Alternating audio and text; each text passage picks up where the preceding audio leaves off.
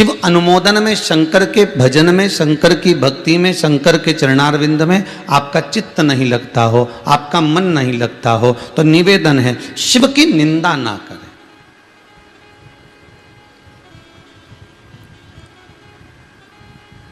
ब्रह्मलोक में तराजू लगाया गया, एक पलड़े में श्रीमद् भागवत पोथी को रखा, ये आपने कथा में सुना होगा भागवत जी में। दूसरे पलड़े में सारे साधन रख दिए गए, धन दौलत संपदा सुख समृद्धि सब कुछ रखा,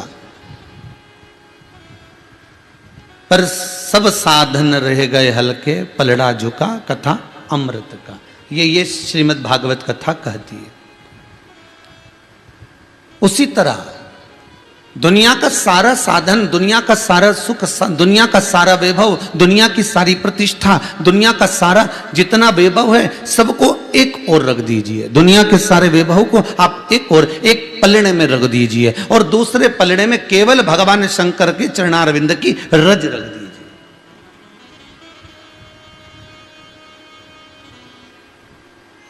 केवल शिव के चरणारविंद की एक मात्र कण का रज, मात्र कण का रज, दूसरा नहीं।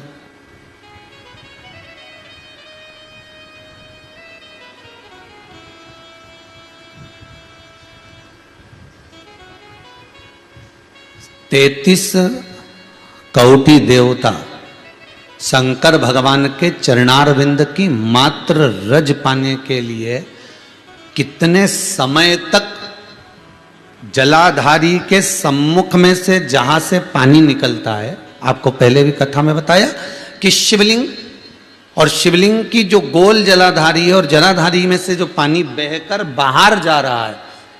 हिंदू धर्म में हमारे यहां पर जो भगवान का जल बहकर जाता है उस स्थान को लांगा नहीं जाता, इसलिए शंकर जी की परिक्रमा आदि होती है। इधर से गए वापिस आ गए, पर जहां से पानी बहकर जा रहा है उसको लांघकर हम इधर नहीं जाएंगे, उसको लांघकर हम इधर पहुंचना नहीं है।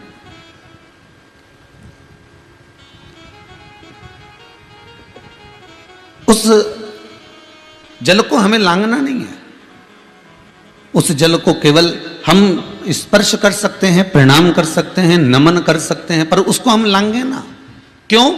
तो पहले की कथा में भी कहा था कि 33 कौटि देवता भगवान शिव से कहते हैं, हे ओघड़दानी, हे त्रिकालदर्शी, हे कैलाशी, हे अविनाशी, हे शंभु, हे शंकर, ऐसी करुणा कर दीजिए, ऐसी दया कर दीजिए कि हम आपके चरणारविंद की रज को निरंतर प्राप्त कर सके, हम निरंतर उसका स्मरण कर सके।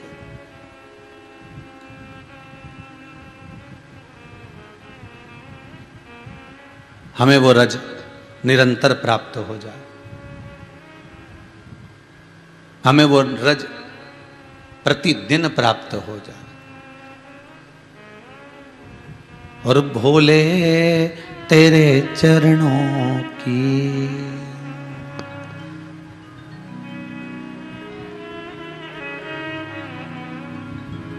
गर धूल ही मिल जाए,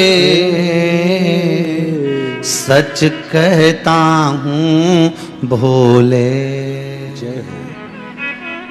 तकदीर बदल जाए,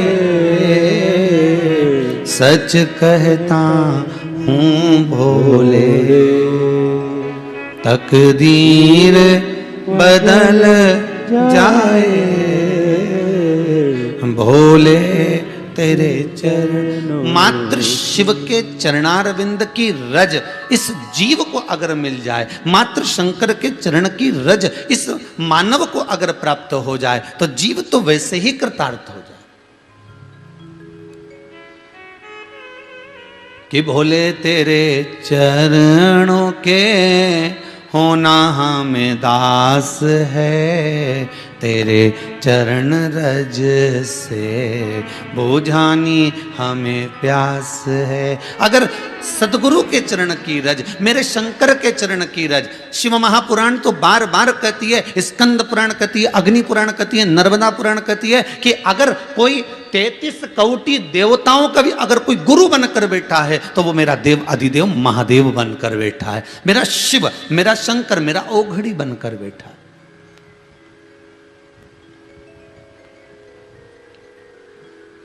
केवल उसके चरणारविंद की रज अगर हमको मिल गई, केवल उसके चरणों का भाग हमको मिल गया, तो जीवन तो वैसे ही सार्थक हो गया।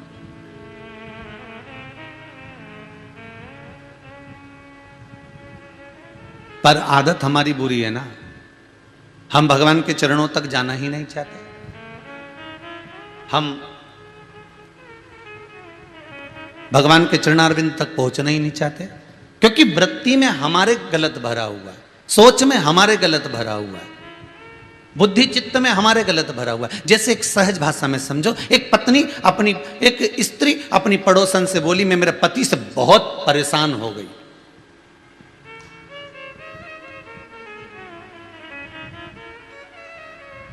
एक पड़ोसन से एक माता बोल रही है, मैं अपने पति से बड़ी परेशान हो गई। इतना झूठ बोलने वाला पति मैंने जिंदगी में कभी नहीं देखा। अरे झूठ बोलो पर कम बोलो, इतना झूठ बोलने वाला पति मैंने जिंदगी में नहीं देखा। गजब का झूठ बोलता है, सुबह से तंग कर कर रखा है। पड़ोसन ने पूछा क्या झूठ बोल रहा है? सुबह से कह रहा है मेरे 5,000 रुपए किसी ने निकाल लिए, 5,000 रुपए मेरे किसी ने निकाल लिए, 5,000 रुपए मैंने किसी ने मेरे निकाल लिए। इतना झूठ बोले जिसका वर्णन नहीं। गजब का पति मिला। तो तू कैसे कह सकती है कि 5,000 रुपए वो बोल रहा है किसी ने निकाल लिए? अरे मैं खुद बाथरूम में ले जाके गिन के आई, 4,000 ही थे।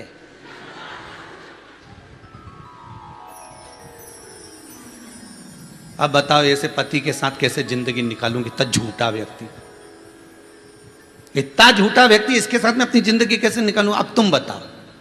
अब पड़ोसन माथा ठोक रही, बता चोटी तो ये बैठी, चोरी इसने करी है। और बताओ बेचारा बोल रहा है कि 5,000 रुपए हैं, 5,000 रुपए हैं, और ये बोल रही 4,000 है। तो तूने चुराया काहे को? वो 5 और 4 के चक्कर में। हम भी ऐसे ही हैं, हमारी वृत्ति भी ऐसी है, हमारा मन भी ऐसे ही, हमारी चित्त वृत्ति भी ऐसी है। हम मन में सोचते हैं कि हम भगवान का भजन करेंगे, हम मन में विचार कर कर जाते हैं हम शंकर का अनुमोदन करेंगे, हम मन में विचार कर कर जाते हैं हम शिव का स्मरण करेंगे। पर हम भी वहां पहुंचते पहुंचते हम रिझाने के लिए पहुंचे थे, पर हम जैसे ही मंदिर की चौखट पर चढ़े, हम जैसे ही मंदिर के दरवाजे पर चढ़े कि हमारी बुद्धि में मांगने का भाव प्रकट हो गया। आज मैं भगवान से ये मांग कर जाऊंगी, आज मैं भगवान से ये लेकर जाऊंगी, आज मैं भगवान से ऐसा कुछ मांग लूंगी मेरा बच्चा 10वीं में पास हो जाए, आज मैं ऐसा कर कर जाऊंगी, आज मैं ऐसा कर कर। भगवान से कुछ मांगना नहीं है। तुम दरवाजे पर अगर पहुंचे हो, भगवान ने अगर तुमको वहां तक बुला लिया है,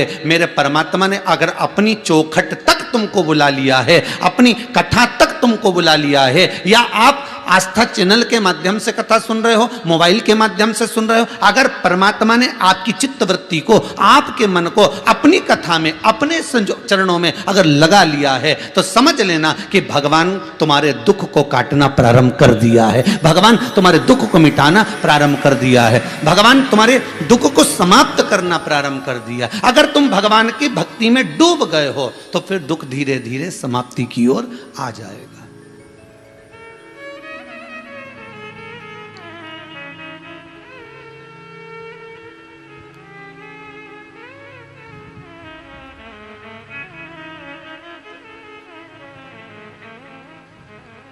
जिस समय पर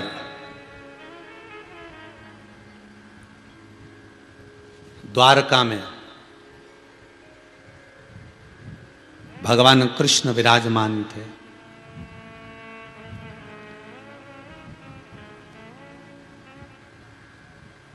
आज माता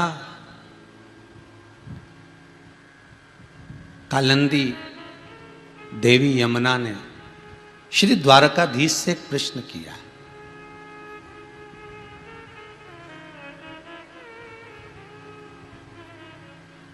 द्वारकानाथ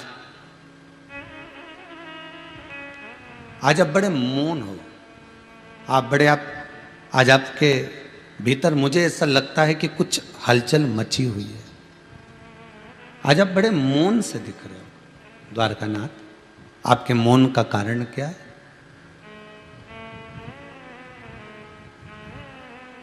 आप किस लिए मौन हो? द्वारकाधीश ने कहा,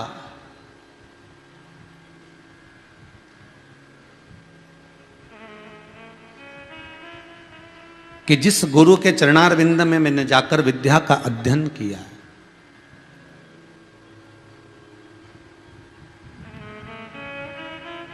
जिस गुरु के चरणारविंद में बैठकर मैंने ज्ञान प्राप्त करा है, उस गुरु से छूटे मुझे बहुत वर्ष हो गए। पर आज मेरे गुरु का, मेरा जीवन, मेरे गुरु की आज मुझे भक्ति का जो भाव प्रकट हुआ है, शायद मैं गुरु के करीब में होता तभी भी उनको जान नहीं पाता,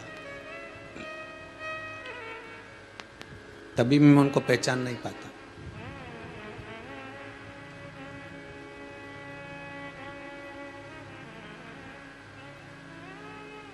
आप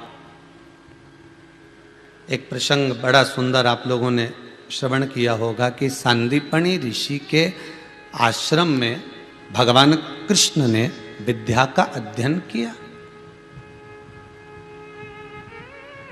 पर आपको ये मालूम है कि सांदीपनी बाबा के आश्रम में अगर भगवान कृष्ण पहुंचे हैं, क्या मथुरा में, क्या वृंदावन में, क्या गोकुल में, क्या बरसाने में, क्या नंदगांव में, क्या पूरे जितनी आदिक जितने धर्म क्षेत्र हैं, इन सारे क्षेत्र को छोड़कर भगवान उज्जैनी क्यों आ रहे हैं?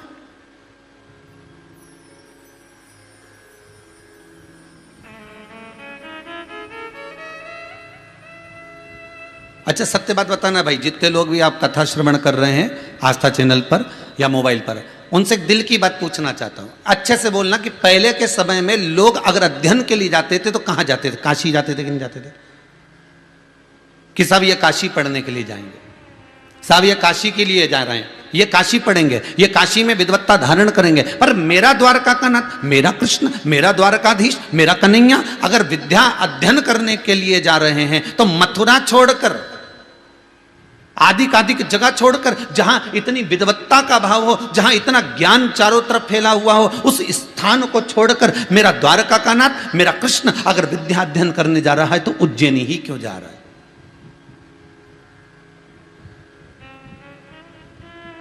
मेरा द्वारका का नाथ, मेरा कृष्ण उज्जैनी क्यों पहुंच रहा है? उस अवंतिका नगरी में, उस महाकाल की नगरी में, काल अधिपति की नगरी में मेरा कृष्ण क्यों पहुंच रहा? किस लिए?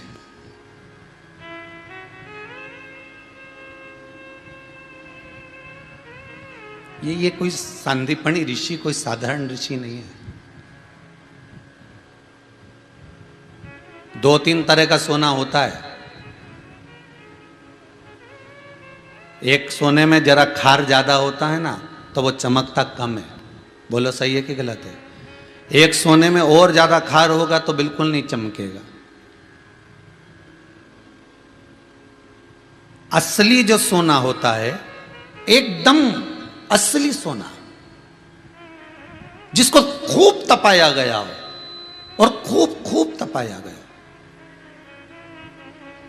और तपाने के बाद उस सोने के अगर जेवर बनाए जाए और कह दिया जाए कि इसमें खार मत मिलाना, रत्ती भर खार नहीं होना चाहिए सोने के जेवर में। मेरा जो जेवर बने, मेरा जो हार बने, मेरी जो पाटली बने, मेरे जो करधोना बने, जो भी सामग्री बने, भुजबंद बने, मेरे हाथ का कुछ फूल बने, कुछ भी अंगूठी आदि कुछ भी बने, पर इसमें खार नहीं होना चाहिए। तो सुनार क्या कहेगा? अगर बिना खार के बनाओगे तो टूट जाएगी। इसमें थोड़ा ना थोड़ा तो खार होना चाहिए। तो सुनार कहेगा कि इसमें थोड़ा सा खार मिलाइए, जरूर मिलाइए। पर आप कहो कि नहीं, हमें तो बिल्कुल चमकने वाला चाहिए और ओरिजिनल सोना चाहिए, तो वो बना देगा। पर वो अंगूठी, वो चेन, वो तगड़ी, वो भुजबंद अगर असली सोने का बना है और उसमें कोई खार तत्व नहीं है, उसमें कुछ मिलाया नहीं गया है, तो वो चमकेगा तो खूब, पर टूट जल्दी जाएगा, टूट जल्दी जाएगा। भगवान कृष्ण अगर द्वारकाधीश, मेरे कन्हैया, मेरे ठाकुर अगर जा रहे हैं सांदीपनि बाबा के आश्रम में पढ़ने के लिए, तो कोई सांदीपनि ऋषि कोई साधारण नहीं हो सकते। जो अवंतिका क्षेत्र में निवास कर रहे हैं, महाकाल की नगरी में रह रहे हैं, काल अधिपति की नगरी में रह रहे हैं, क्योंकि काल अधिपति की नगरी में वही विराजमान हो सकता है जिसने काल अधिपति के काल को समझा होगा।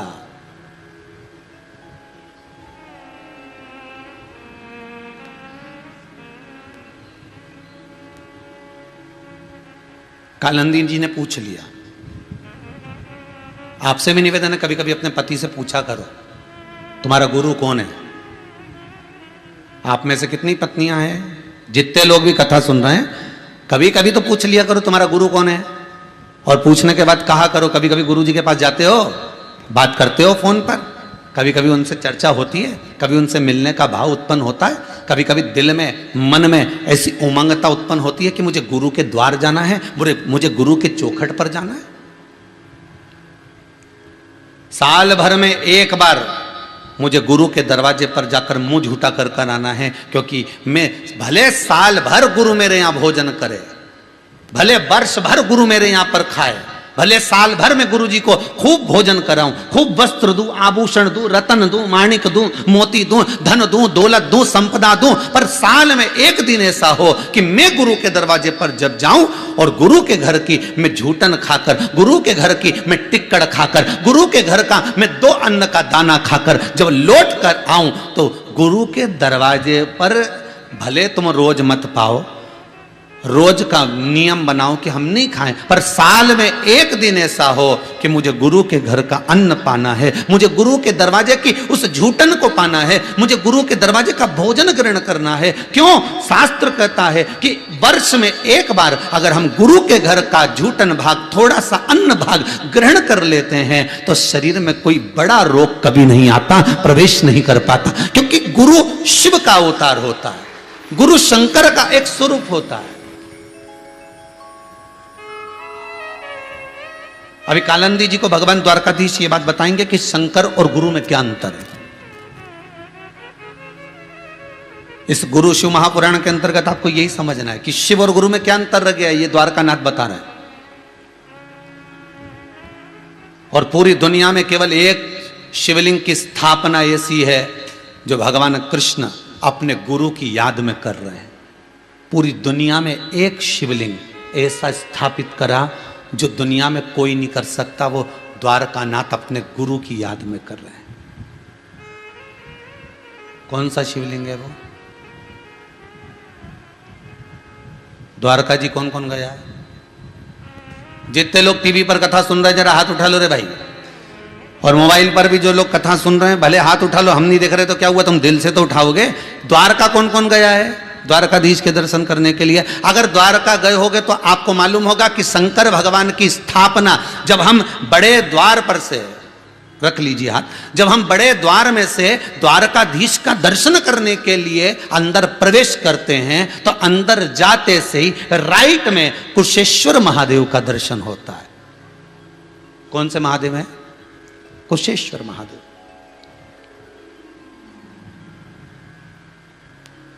दुनिया में एक ही महादेव है जिसको गुरु की याद में मेरे द्वारकानाथ ने अपनी द्वारका में स्थापित करा था। आपने दर्शन करे होंगे, बड़ा द्वार में से जब अंदर जाएंगे राइट में द्वारकाधीश में नीचे की ओर वो शंकर जी का मंदिर नीचे, उसमें कम से कम 15-20 सीढ़ी नीचे है पुराना मंदिर। और कई लोगों ने दर्शन भी करे होंगे आप लोगों में से। कुशेश्वर महादेव नीचे।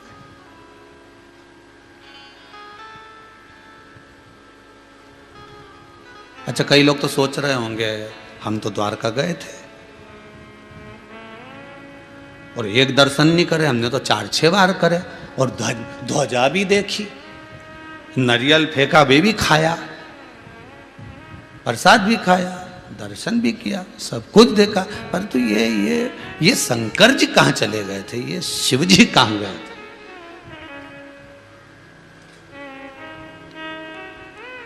इसलिए कहते हैं तीर्थ करने जाओ ना तो थोड़ा सा अच्छे से जाओ, धीरे धीरे हो, आराम से सब दर्शन करना, मंदिर के एक एक स्वरूप का, एक एक सामने में देव की मैया, आदि की मैया, जो भी राधा जी हैं, रुक्मणी जी हैं थोड़ी दूर पर, ये सब साथ में। अभी तो आपको मालूम नहीं होगा, शिव पंचायत का मंदिर सूर्य, भगवान विष्णु, माँ दुर्गा, गणेश जी, शिव जी। ये पंचायत आपको पहले कही है। शिव पंचायत का मंदिर, सबसे पहला शिव पंचायत का मंदिर पूरी पृथ्वी पर द्वारका में ही था। शिव पंचायत का मंदिर पूरी दुनिया में, पूरी पृथ्वी पर सबसे पहला शिव पंचायत का मंदिर द्वारकाधीश में था। द्वारकाधीश में, क्योंकि द्वारकानाथ स्वयं मेरे कृष्ण शिव पंचायत को स्थापित करे थे। दुर्गा जी को उन्होंने स्थापित करा, गणेश जी को उन्होंने स्थापित करा, स्वयं विष्णु स्वयं विराजमान थे, सूर्य नारायण भगवान स्वयं विराजमान थे। स्वयं आगे रहकर पूरी द्वारका में आप दर्शन करें। और द्वारका में जब शास्त्र कहता है कि द्वारकाधीश का दर्शन आप मंदिर में जब प्रवेश करें तो भले बाद में करें, पहले सबसे पहले शिव पंचायत का दर्शन कर जाएं। इसलिए दरवाजे के पास ही शिव पंचायत।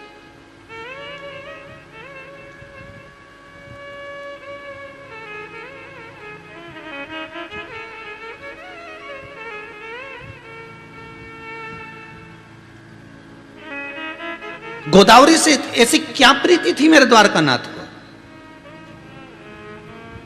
गोमती से क्या क्या प्रीति थी मेरे द्वारकानाथ को?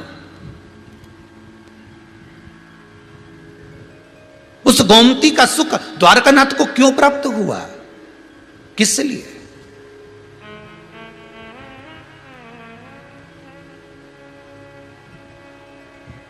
कालंदी जी कह रही हैं, आप गोमती और गोदावरी का स्मरण करने वाले, आप यहां पर विराजमान होकर नैनों से नीर बहा रहे हो, यह बात कौन सी है?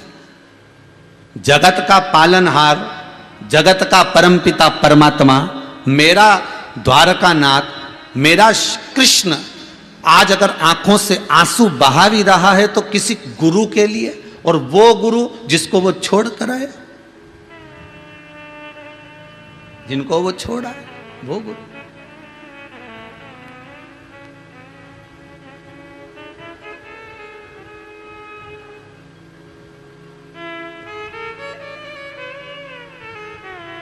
होता है थोड़ा सा आप लोगों को हो सकता है हमारी वाणी से गलत लगे, पर करबद्ध निवेदन रहेगा जिंदगी को थोड़ा सा सुधारने का प्रयास करना।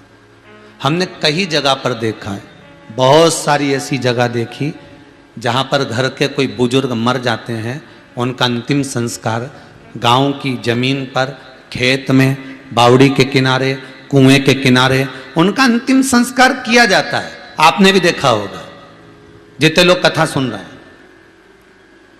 परिवार का कोई व्यक्ति, कोई बुजुर्ग बहुत माना हुआ, कोई बहुत प्रबल व्यक्ति मरा, और बुजुर्ग व्यक्ति अगर मरा तो उसको गांव के खेत में, जमीन में, कुएं के पास, बावड़ी के पास कहीं उसका अंतिम संस्कार कर देते हैं। करने के बाद वहां पर एक ओटला बना देते हैं। बोलो बनाते कि नहीं बनाते? ओटला बनाने के बाद वहां पर पांव चरण रख देते हैं। चरण नहीं रखते तो वो क्या करते हैं, एक शंकर जी का शिवलिंग रख देते हैं। कई जगह पर रखा देखा होगा तुमने।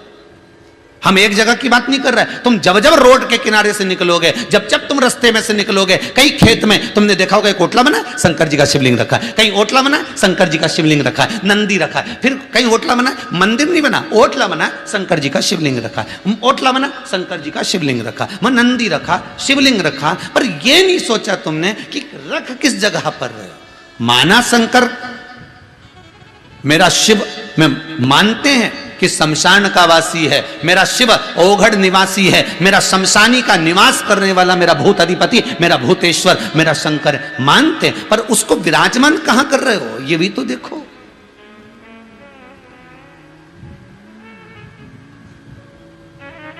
ये तन की भस्म को, ये शरीर की भस्म को शिव के धाम तक जाना था, पर आपने अपनी प्रतिष्ठा पाने के लिए शंकर को उस ओटले तक लेकर आ गए जहां तुम्हारे दादाजी का अंतिम संस्कार हुआ था, जहां तुम्हारे बुजुर्ग का अंतिम संस्कार हुआ था। तुम शिव को पकड़ कर लाए हो, तुम शिव के द्वार नहीं गए हो।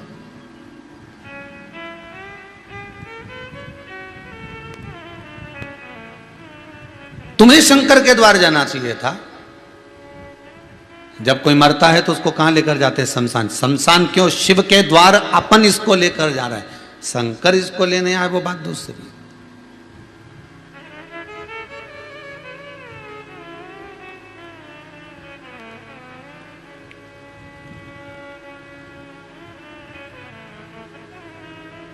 शिव के द्वार पे। महाराज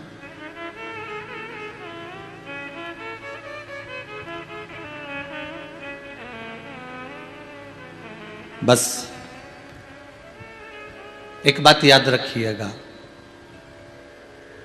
ओटला बनाओ, शिव की स्थापना करो, पर उस जगह पर नहीं जिस जगह पर आपके पूर्वज का वहां अंतिम संस्कार किया गया है, उस जगह नहीं। शिव को अगर बिठाना है आपको मना नहीं है, पर आप घर के लोग शंकर जी को क्यों बिठाए, किसी से पूछना कि इस जगह पर ओटला बना के क्यों बिठाया, तो कहा यहाँ दादाजी का ऐसा हुआ था तो हमने बिठा दिया। उनको बिठाने का कारण क्या है, तो दादाजी की पूजन करने की याद नहीं आए तो शंकर जी पे लोटा भर के पानी चढ़ाएंगे तो दादाजी के भी चढ़ जाएगा। ये कहीं शास्त्र रीति नहीं कहती महाराज, शास्त्र रीति वर्णन नहीं करती।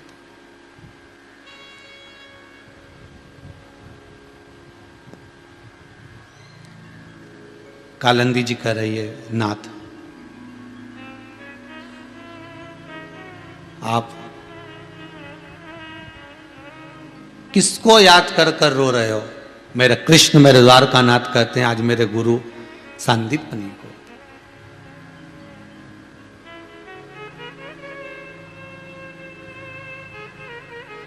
कालंदी जी ने कहा मुझे एक प्रश्न करना है आपसे, आप उत्तर देंगे? क्यों नहीं, बोलो।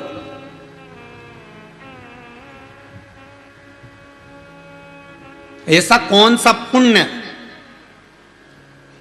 देवऋषि नारद का कल का संवाद आ गया है, बहुत ध्यान दीजिएगा। नारद जी ने अपने गुरु जी से कहा था कि मुझे गुरु मंत्र देने के बाद आपका नाम रोशन हो जाएगा। आप किसको गुरु मंत्र दे रहे हो?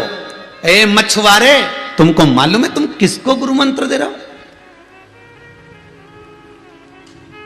आज वही बात कालंदी जी ने कह दी। ऐसा कौन सा पुण्य सांदीपनी ऋषि ने किया जो आप जैसे द्वारका नाथ उनके शिष्य बने, सुदामा जैसे उनके शिष्य बने? कौन सा पुण्य गुरु कर गए?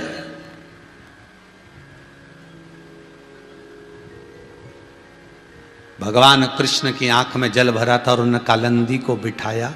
वहां पर सतभामा जी आ गई, रुक्मणी जी दौड़कर आ गई। रुक्मणी सतभामा जी ने भी देखा कि आज कालंदी ने बड़ा विचित्र प्रश्न कर दिया कि गुरु ने कौन सा पुण्य करा था जो आप द्वारका नाथ कृष्ण स्वयं भगवान जिसके शिष्य बने? वो पुण्य कौन सा था? भगवान कृष्ण के मुख से जो शब्द निकला, भगवान कृष्ण कहे ये मेरे गुरु का पुण्य नहीं है,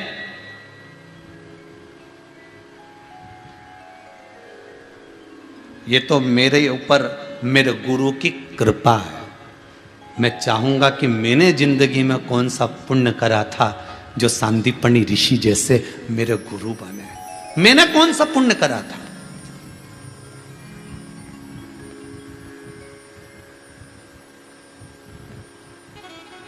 मैंने वो पुण्य कौन सा करा था?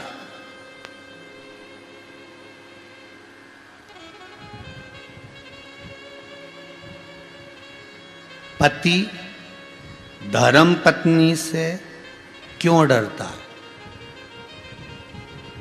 उसका एक कारण अच्छे से सुन लो, आज ही मौका मिला है सुनाने का तो सुन लो। पति धर्म पत्नी से क्यों डरता है?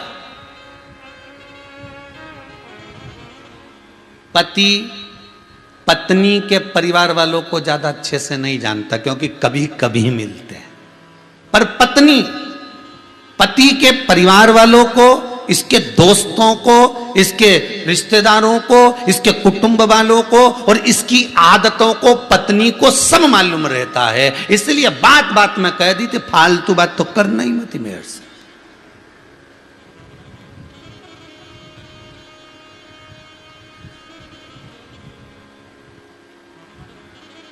फालतू बात मेरे से मत करना हो, मैं सब जानती हूँ, मेरे को तो बिल्कुल बताना ही मत थी तुम क्या है। बस यहाँ जब बात अड़ गई तो भगवान कृष्ण ने कहा कि रुक्मणी जामवंती ये सब बैठी हुई है और कालंदी तू पूछ रही है कि कौन सा पुण्य था? तो मैं कहता हूं कि मेरा कोई पुण्य ऐसा होगा जिस पुण्य की प्रबलता में मुझे सांदीपनी ऋषि जैसे गुरु मिले, ये तो मेरा भाग्य होना चाहिए।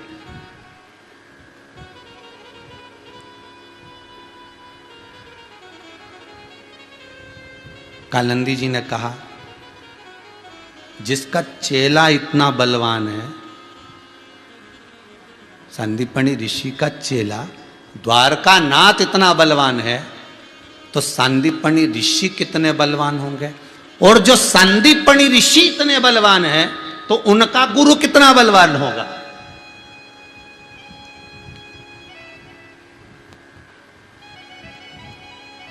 उनका गुरु कितना बलवान होगा?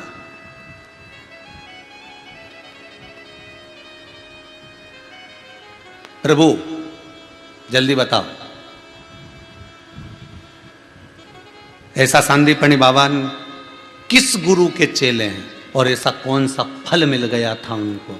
अच्छा, दुनिया के लोगों को लगता है इसके पास जो माल आ रहा है ना, इसके पास जो लक्ष्मी आ रही है ना, इसके पास जो वैभव आ रहा है ना, जरूर इसने कोई सिद्धि प्राप्त कर ली होगी, जरूर इसने कोई विद्या प्राप्त कर ली होगी।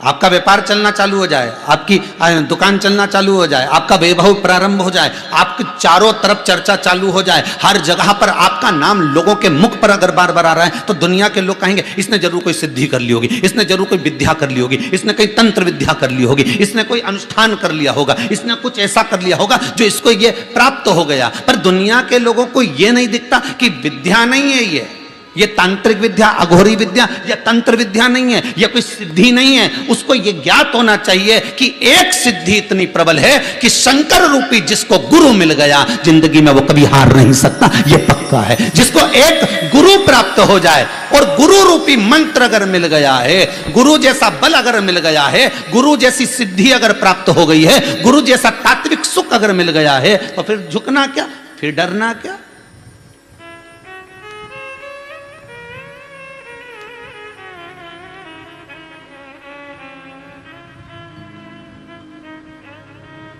अब क्या डरना उसमें? वो कहे ना, अब जन्म लिया तो डरना क्या, फिर लख 84 में पढ़ना क्या, अब जन्म लिया तो डरना क्या, बार बार फिर जन्म फिर मृत्यु। क्यों, किस लिए?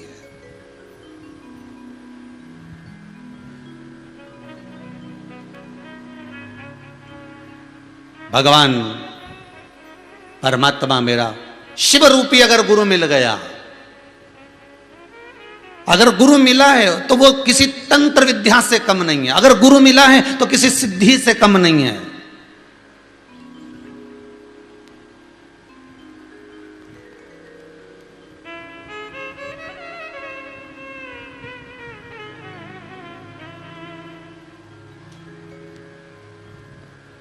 कल किसी ने आशीष जी के पास फोन करा होगा और पूछा होगा कि सीओर वाले गुरु जी ने किसी को गुरु मंत्र दिया है क्या? तो आशीष ने हमको बताया कि सुबह किसी का फोन आया था, गुरुदेव पूछ रहे थे किसी को मंत्र दिया है क्या? तो हमने आशीष जी से कहा मंत्र की जरूरत क्या है, यह शिव महापुराण का मूल मंत्र श्री शिवाय नमस्तुभ्यम दुनिया की चित्त वृत्ति में ऐसा बैठ गया, दिल में ऐसा समा गया, यह शंकर की कथा ऐसी दिल में बैठ गई कि अच्छे अच्छे को पलट कर रख दिया। अच्छे अच्छे को जो कभी शिव की निंदा करते थे, जो कभी शंकर का नाम मुंह पर नहीं लेते थे, जो शंकर की कथा सुनना पसंद नहीं करते थे, जो शंकर का अनुमोदन नहीं करते थे, जो कहते थे हम केवल कृष्ण को माने, हम केवल राम को माने, हम केवल इसको माने, हमें शिव से मतलब नहीं, आज बड़े से बड़े कथाकार तक शंकर की कथा मात्र करने के लिए तरस रहे, केवल शिव का अनुमोदन करने के लिए। और वो समय दूर नहीं होगा जब मेरा शंकर एक एक के घट में बैठा होगा और बड़े से बड़ा विद्वान भी, बड़े से बड़े कथाकार भी इसी शंकर की शिव महापुराण की कथा बाच रहे होंगे। वो समय दूर नहीं होगा, ये शिव पुराण का असर, ये शंकर की तात्विक सुखता का असर, वो क्षण दूर नहीं होगा जब शंकर इनकी चित्तवृत्ति में बैठा होगा। और ये अभी तक कुछ भी बाचे होंगे, कुछ भी कहा होगा, पर अब शिव महापुराण का चरित्र बाचने का प्रयास करते रहे। ये चित्तवृत्ति में शिव भरा गया, शंकर उसमें प्रवेश कर गया।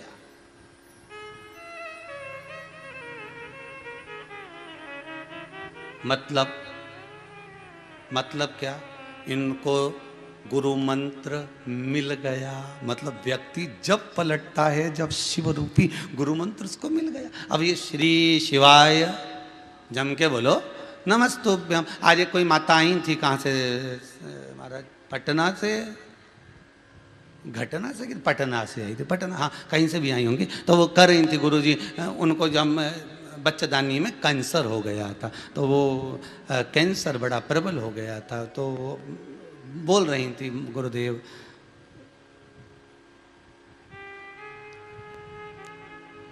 बच्चेदानी में कैंसर हो गया, पर कोई ऑपरेशन नहीं कराया। डॉक्टर बोल रहा था ऑपरेशन का, पर कुबेरेश्वर महादेव को याद करा, मंत्र का स्मरण करा, कुछ उपाय जो शिव महापुराण के थे वो करे, और आज बाबा ने ऐसी लाज रखी, कैंसर समाप्त हो गया, कोई दवाई नहीं खाना पड़ रहा। ये शिव की कृपा,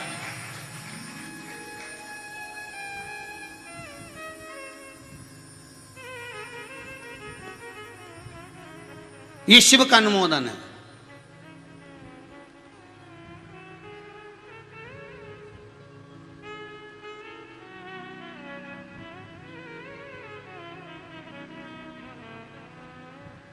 ये शिव का स्मरण है।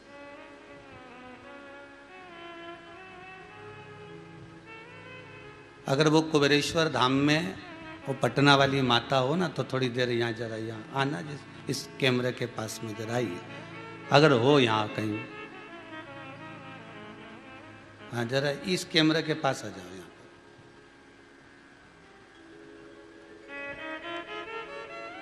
एक माइक दीजिए भाई, यहाँ खड़े हो जाओ, यहाँ आइए।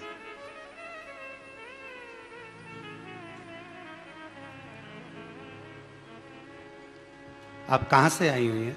गुरुजी मेरठ से आए। मेरठ, हम पटना बोल दिए जी, ध्यान क्षमा चाहे, हमें ध्यान नहीं रहा ना कि मेरठ से आए। मेरठ से आए हुए। अच्छा अच्छा, तो मेरठ में कहाँ रह रहे हैं? मेरठ कैंट में, तोपखाना कैंट में। क्या हो गया था? बच्चेदानी में कैंसर बताया था। कैंसर बताया हाँ। था, अब ठीक है? हाँ। अब कोई प्रॉब्लम तो नहीं है? नहीं, अब कोई प्रॉब्लम नहीं। दिसंबर से कथा शुरू करी थी सुनने, और फरवरी में कैंसर बताया था, लेकिन बाबा ने ऐसी कृपा करी कि बस बाबा को पकड़ा, ना कैंसर हो रहा ना कोई, बस आपकी कृपा है। बाबा की कृपा, बाबा की कृपा। बहुत बहुत साधुवाद। बैठिए, माइक, यही शिव कृपा है। शंकर की कृपा बिना दुनिया में कहाँ कोई कृपा करेगा? उसकी कृपा बिना कौन कर सकता? एक दिल्ली से भी एक बेटी आई थी, वो कह रही थी गुरुजी कहीं जॉब नहीं था, सर्विस नहीं थी, नौकरी नहीं थी, बाबा ऐसी कृपा कर दिया, सर्विस भी लगा दी और ऐसी जगह पहुंचा दिया बाबा ने कि बस अब तो क्या कहूं गुरुदेव। बस ये शिव कृपा। फिर निवेदन करूंगा, जितने लोग टीवी के माध्यम से कथा सुन रहे हो, आपको एक ही निवेदन करूंगा, गुरु शिव है, शिव ही गुरु, कोई दूसरा नहीं।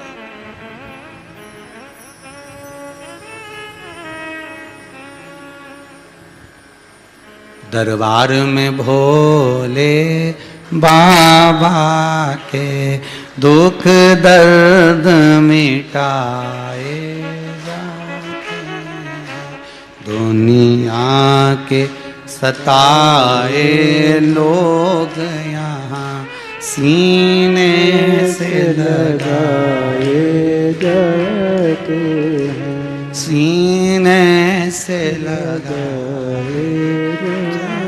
बस उसके द्वार पर हम पहुंच गए, उसकी चौखट। कालंदी जी ने एक प्रश्न कृष्ण भगवान के सामने रख दिया कि मुझे इतना सुनना है कि जिसका चेला इतना प्रबल है तो उस गुरु का गुरु कितना प्रबल होगा वो मुझे जानना है। आप बताएंगे नाथ? कभी कभी धर्म पत्नी के मन में यह प्रश्न आना चाहिए कि तुम्हारा गुरु कैसा है। आज गुरु की ही चर्चा कर ली जाए।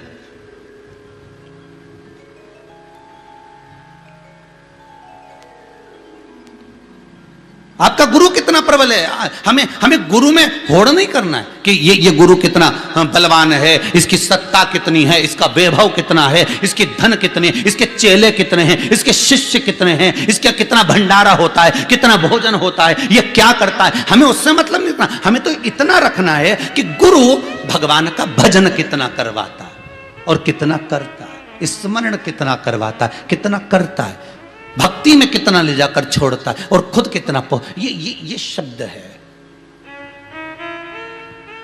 हमें उसका वैभव नहीं देखना, हमें उसका धन दौलत संपदा सत्ता नहीं देखना।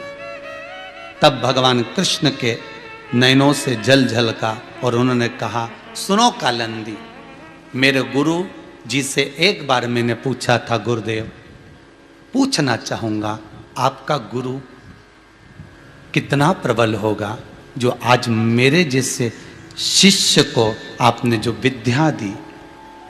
काल अधिपति महाकाल की इस नगरी में, इस अवंतिका प्रदेश में आपने जो मुझे सुख प्रदान करा, वो सुख ऐसे ही नहीं मिल सकता गुरुदेव। जरूर आपको ये ज्ञान कहीं और अच्छी जगह से मिला होगा।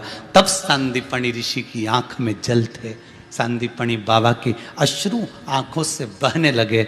भगवान कृष्ण कहते हैं, कालंदी, आज तूने मेरे गुरु से भी बड़े गुरु का संवाद सुना है।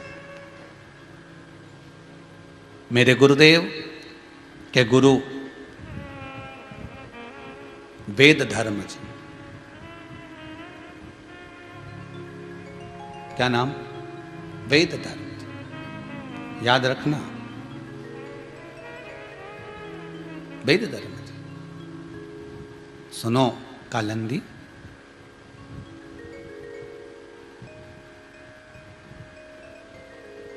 मेरे गुरुजी जिस गुरु दरवाजे पर जाकर विद्या का अध्ययन करते थे, वहां पर बहुत सारे शिष्य थे।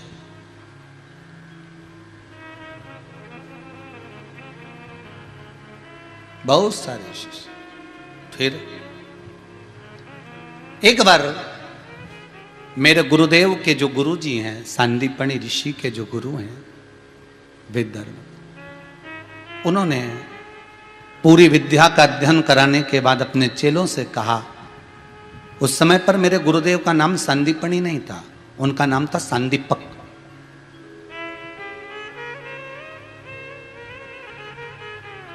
सुनो, सारे शिष्यों ने विद्या अध्ययन करी है, अब मेरा मन करता है कि मैं थोड़े समय के लिए काशी जाऊं।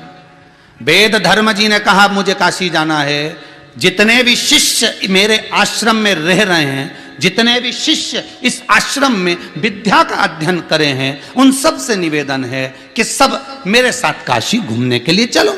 सब तैयार हो गए चेले, कौन मना करेगा? कौन मना करेगा?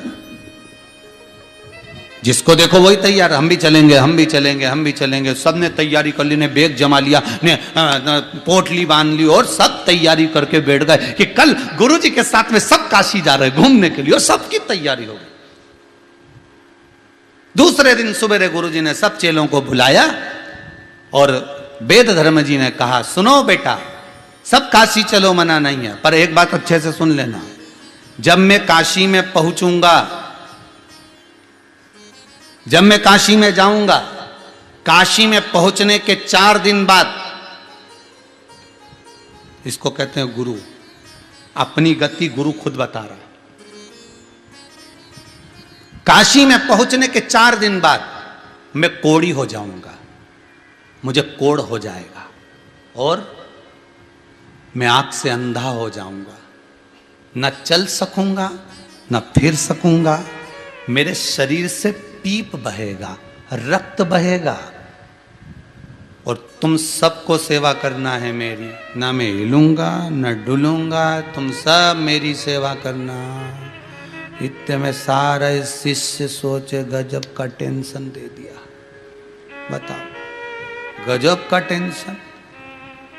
अभी तो सोचे थे कि काशी जाएंगे, अब मालूम पड़े अटैची भी उठाओ, अटैची के साथ में गुरुजी के कपड़े भी धो, और धो तो धो, गुरुजी कह रहे हैं मेरे शरीर में कीड़े भी पड़ेंगे। और सुनो, जब व्यक्ति को रोग हो जाता है, शरीर कष्ट देने लगता है, तो व्यक्ति चिड़चिड़ा हो जाता है। मैं गुस्सा भी बहुत करूंगा। अब तुम में से जो मेरे साथ चलना चाहता हो मेरी सेवा के लिए, चल चलो।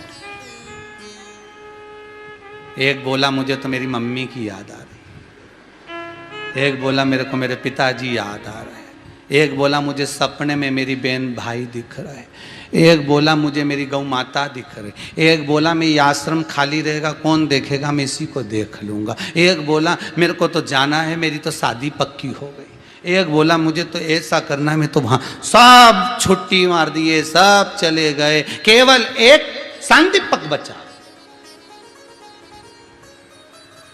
केवल एक सांदीपक बचा। सांदीपक ने आकर कहा गुरुदेव आप चिंता न करिएगा, मैं आपके साथ चलता हूं। तुझे मालूम है शरीर में मेरे कोढ़ हो जाएगा, पीप बहेगा, कीड़े पड़ेंगे, अंधा हो जाऊंगा, देख नहीं पाऊंगा, संभालना तुझे पड़ेगा, रोटी तुझे खिलाना पड़ेगी, सेवा तुझे करना पड़ेगी, दवाई गोली तुझे करना पड़ेगी, औषधि तुझे करना पड़ेगी, सब करूंगा, गुस्सा में करूंगा, सब करूंगा। चलो, ये है मेरे कृष्ण के गुरु के भी गुरु, और ऐसे थे मेरे भगवान कृष्ण के गुरु। गुरुपद कोई साधारण में नहीं मिल जाता, साहब सहजता में नहीं मिल जाता। ये जो सासों सुनाती है ना अपनी अपनी सास की कथा बहुओं को, तो बहुओं को तो लगता है ओ ऐसी होती थी क्या है, और सास सुनाती थी हमारी सास एक जरा सी दाल बिना बीने तो डाल दे, सारा सामान उसको बिल्कुल टाइम टू टाइम चाहिए, 8 बजे ये वो, और जरा सा चौका बिगड़ा हुआ रसोई घर ऐसी जरा सा पलेथन मलेथन गिर जाए, सास तो ये सब बोलती थी। वो तो आज की सास उन क्या बोले, और ये बहू उनको सास उन बताए तो इनको तो ऐसा लगे हो कोई ऐसी सास होती थी, ऐसी होती थी क्या? पर बताए तो गुरु के गुरु भी बता रहे। ले गए और वेद धर्मा जी पहुंच गए काशी में। काशी में पहुंचने के बाद गुरु तो गुरु है, उसको तो मालूम है कब क्या होना। 4 दिन के बाद वेद धर्मा जी को कोढ़ हो गया, कोढ़ी बनकर गिर गए, नीचे पड़ गए, आंख से अंधे हो गए। उनको एक छोटी सी कुटिया में रखा, छोटे से भवन में रखा, और सांदीपक जी ने उनकी सेवा करना प्रारंभ करी। इतनी सेवा करी, इतनी सेवा करी, इतनी सेवा करी कि खुश।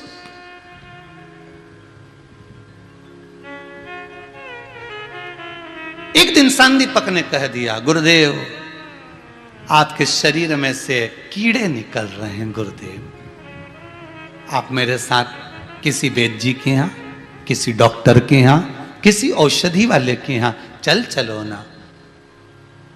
गुरुजी बोले तेरे जैसा व्यक्ति मैंने नहीं देखा संसार में, सेवा से पीछा छुड़ा रहा है मेरी,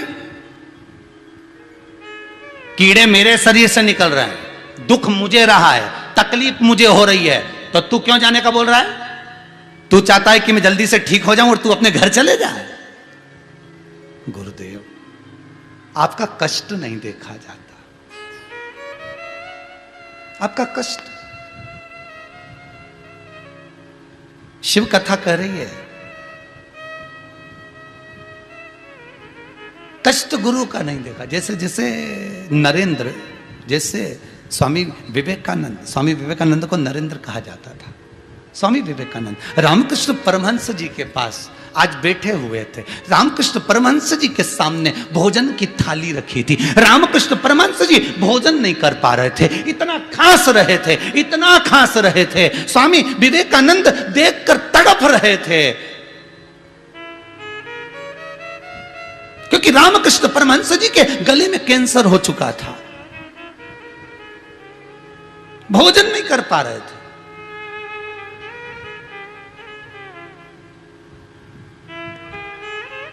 स्वामी विवेकानंद देख रहे हैं, आंख से आंसू स्वामी विवेकानंद के उस नरेंद्र के नेत्रों से आंसू बह रहा है, रो रहा है। स्वामी विवेकानंद जी रोते, बोलने वाले थे कि गुरुदेव गला बेकार हो चुका है, गले में कैंसर हो चुका है, खाते हो कि वो कैसे खाओगे भोजन, खांसते इतना। गुरुदेव कुछ बोलते स्वामी विवेकानंद, उससे पहले रामकृष्ण परमहंस जी ने नरेंद्र को बुलाया, स्वामी विवेकानंद को बुलाया। इधर आ नरेंद्र, इधर आ। जी गुरुदेव, बोल क्या बात है? नरेंद्र क्या बात है? गुरुदेव आपकी दशा देखी नहीं जा रही। गुरुजी बोले कोई बात नहीं, पर मुझे आज बहुत दिन पुरानी बात याद आ गई जब तू छोटा था नरेंद्र। स्वामी विवेकानंद, नरेंद्र जब तू छोटा था मुझे तेरी वो बात याद आ गई, याद कर। तो घर से दौड़कर मेरे पास आ जाता था, मेरे मंदिर में छोटा सा, और मैं तुझसे पूछता था क्यों रे नरेंद्र, खाना खा लिया, भोजन कर लिया? और तू मुंडी हिला देता था कि कर लिया। याद है नरेंद्र तेरे को? जी गुरुदेव। पर तू खाना खाकर नहीं आता था नरेंद्र, बहुत गरीब था तू। तेरी माता कहती थी ले भोजन कर नरेंद्र, और तू कहता था मां मेरा तो पेट भरा, मैं मित्र के यहां भोजन कर कर आया हूं। तू घर का भोजन छोड़ देता था, क्यों? जिससे तेरा छोटा भाई पेट भर कर भोजन कर सके, उसके लिए तू भोजन छोड़कर आता था। तू भोजन छोड़ देता था कि तेरी माता भोजन कर ले नरेंद्र, और तू मेरे मंदिर में आ जाता था। मैं देखता था तेरी प्रसन्नता को। तू भूखा होने के बाद 2-2 दिन 4-4 दिन तक तू भोजन नहीं करता था, और तेरे चेहरे की प्रसन्नता क्या कहती थी? तब मैं तुझे अपने पास बिठाता था, अपने हाथ से रोटी तोड़ता था, तुझे खिलाता था। नरेंद्र तुझे याद है? हाँ गुरुदेव, मुझे याद है गुरुदेव।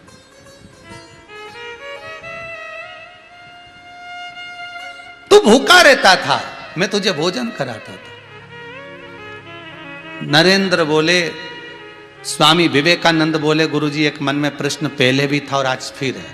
गुरुजी बोले बोल प्रश्न क्या है? कि प्रश्न ये है कि तुम मेरे मन की बात जान कैसे जाते थे कि मैं भूखा हूं? तो रामकृष्ण परमहंस जी ने बताया कि तू बता कि ये कैसे जानता हूंगा। तो रामकृष्ण परमहंस जी के सामने स्वामी विवेकानंद बोले कि आप अंतर्यामी हो, इसलिए मेरे दिल की बात जान जाते थे। तो रामकृष्ण परमहंस जी ने पूछा अंतर्यामी का मतलब क्या होता है, ये बता दे। तो कि अंतर्यामी का मतलब ये होता है कि जो अंतर मन के अंदर बैठा हो और जिसको सब कुछ मालूम है। रामकृष्ण परमहंस जी बोले स्वामी विवेकानंद से गुरु बस ऐसा ही होता है, जिस शिष्य को गुरु मंत्र देता है उसके दिल में कान के रास्ते से मंत्र देने के बहाने दिल में जाकर बैठ जाता है, और फिर उसके मन की दशा को जानता रहता है कि इसको दुख क्या है, इसको तकलीफ क्या है, इसको कष्ट क्या है, इसको क्या परेशानी है, वो जानता रहता है। गुरु होता है। अब गुरुदेव मेरे मन की बात यह है कि आप भोजन नहीं कर पाते हो, मेरे दुख इतना सा है कि आप कुछ खा नहीं पाते हो। तो इतने में रामकृष्ण परमहंस जी ने कहा स्वामी विवेकानंद, ए नरेंद्र सुन, जब मैं तेरे दिल में बैठा हूं और मेरे कितने सारे शिष्य हैं, उनके मन में अगर मैं बैठा हूं तो वो अगर भोजन करते होंगे उनको तृप्ति होती होगी, तो गुरु को भी तो तृप्ति होती होगी। इसलिए मुझे ये भोजन में मतलब नहीं पड़ता, मुझे तो मेरा शिष्य सुख का जीवन जिए, उससे मुझे सुख का भान होता है, उससे मुझे सुख की अनुभूति होती। महाराज, जो नहीं दे सका कोई आज तक पूज्य गुरुदेव दे दिए आपने, जो नहीं दे सका कोई भी आज तक पूज्य गुरुदेव वह दे दिया आपने। जो नहीं दे सका कोई भी आज तक पूज्य गुरुदेव वह दे दिया आपने। जय हो।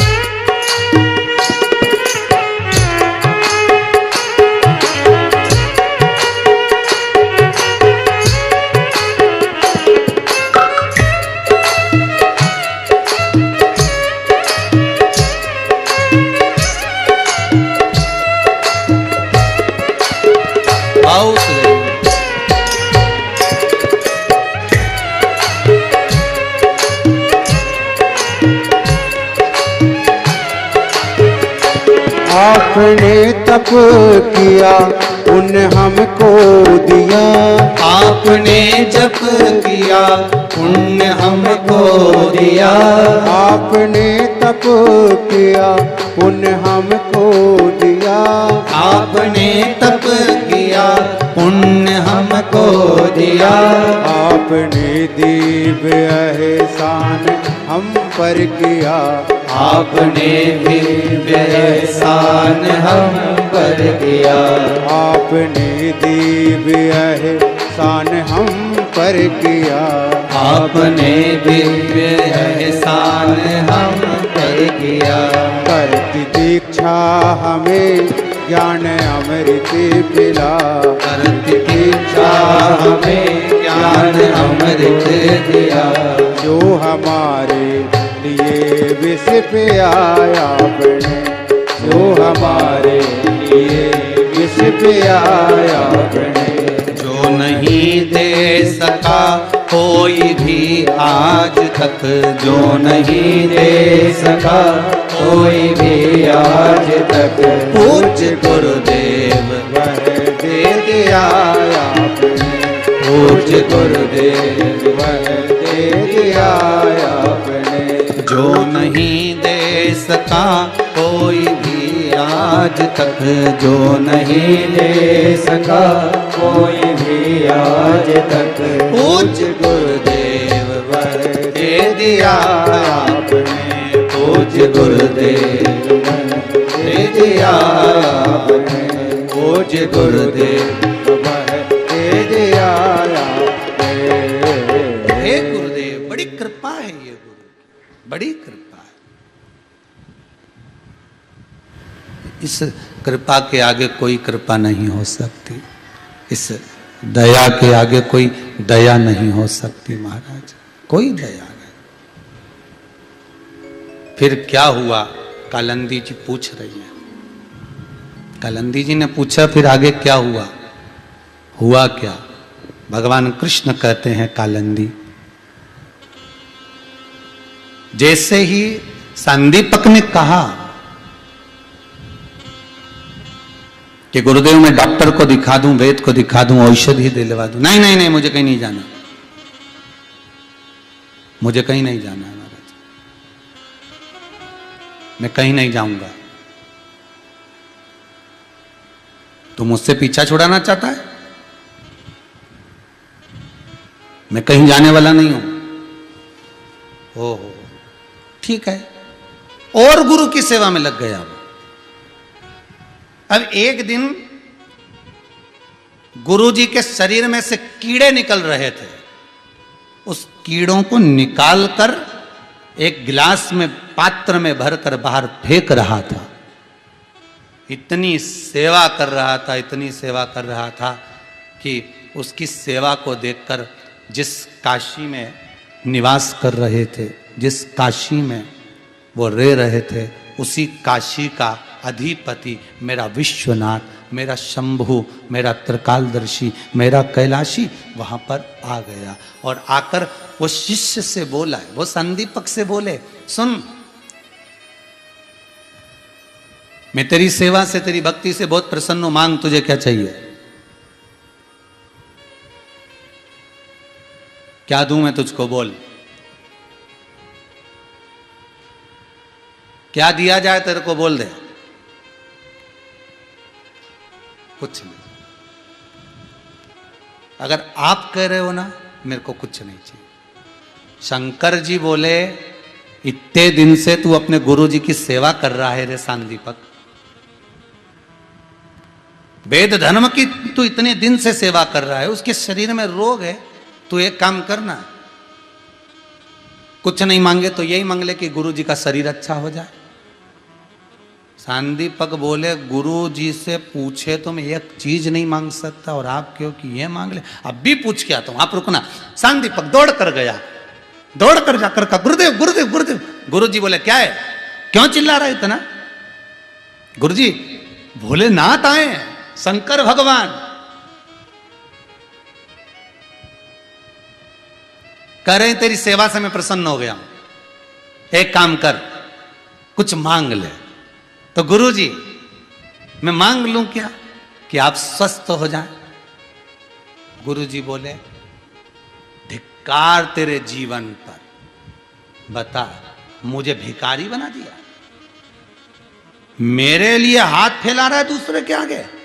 ये बोलना कि तू मेरी सेवा नहीं कर सकता, ये बोलना तू थक गया, गुरु की सेवा नहीं बन सकती तेरे से, इसलिए तो तू ये नाटक कर रहा है, इसलिए नाटक कर रहा है।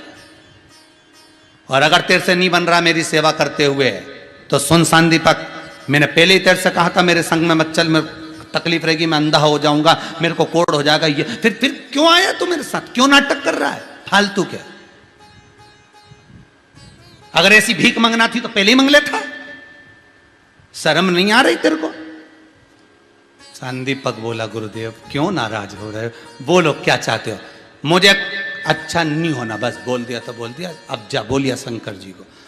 सांदीपक गया, भोलेनाथ शिव जी आपके चरण पकड़ूं, प्रभु आप तो हमें आशीर्वाद मत दो, कोई वर मत दो। शिव जी बोले, मुझसे वर नहीं मांग रहा, तू दुनिया मांगे। सांदीपक बोले, वो भले एक आध बार मेरे मन में है कि आज मैं काशी में बैठा हूँ गुरु के चरणों में, वो सब बात की बात है, पर शंकर भगवान का मन प्रसन्न हो गया, तू गुरु की सेवा कर रहा है, तेरे को भी चेला ऐसा मिलेगा जो दुनिया में तेरा नाम रोशन करेगा, तू क्यों चिंता कर?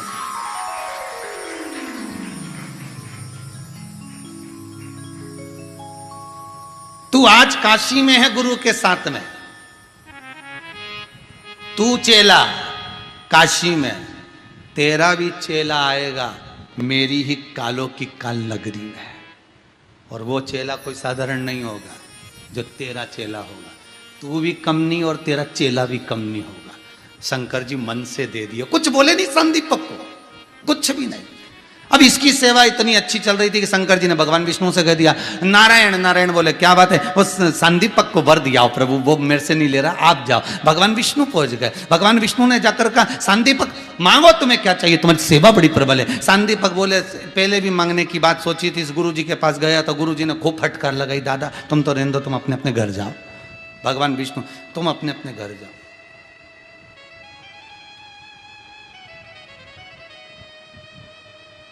चेला दौड़ कर गया और गुरु जी के चरण पकड़ लिए। जिस पलंग पर गुरु पड़ा हुआ था, जिस पलंग पर गुरु सोया हुआ था, उस जगह पर जाकर सांदीपक ने चरण पकड़े और चरण पकड़कर कहा, धन्य है गुरुदेव, धन्य है आप, धन्य है, गजब की सेवा कराई आपने, सेवा करा रहे हो आप और दर्शन दे रहे भोलेनाथ, सेवा करा रहे आप, दर्शन दे रहे नारायण, सेवा करा रहे आप, दर्शन दे रहे ब्रह्मा, सेवा करा रहे आप, 33 कोटि देवता मेरे से मिलने के लिए आ रहे हैं, गजब।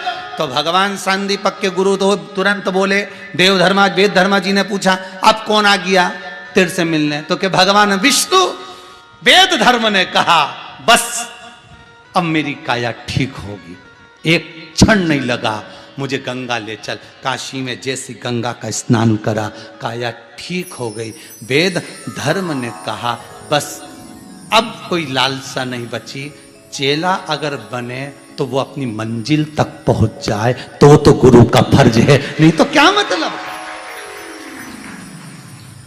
चेला बने और मंजिल तक पहुंच जाए। मैंने अगर गुरु मंत्र तुझे दिया है, मैंने विद्या का मंत्र तुझे दिया है, मैंने पढ़ाया है, तो केवल यहीं तक नहीं छोड़ूंगा, तुझे उस परमात्मा से मिलन करवा कर बताऊंगा, और वो मैंने कर दिया। तुझे ले जाकर शंकर के चरणों में, तुझे ले जाकर उस विष्णु से मिलवा दिया, एक बार नारायण का तुझे दर्शन करा दिया, बस गुरु का फर्ज हो गया। और गुरु होता ही यही है। तो भगवान कृष्ण तुरंत कालंदी जी से कह रहे हैं, अय कालंदी, ए यमुना, ए सतभामा, ए जामंती, ए मित्र वृंदा, ए लक्ष्मणा, सुनो रुक्मणी, यह कोई साधारण गुरु नहीं है।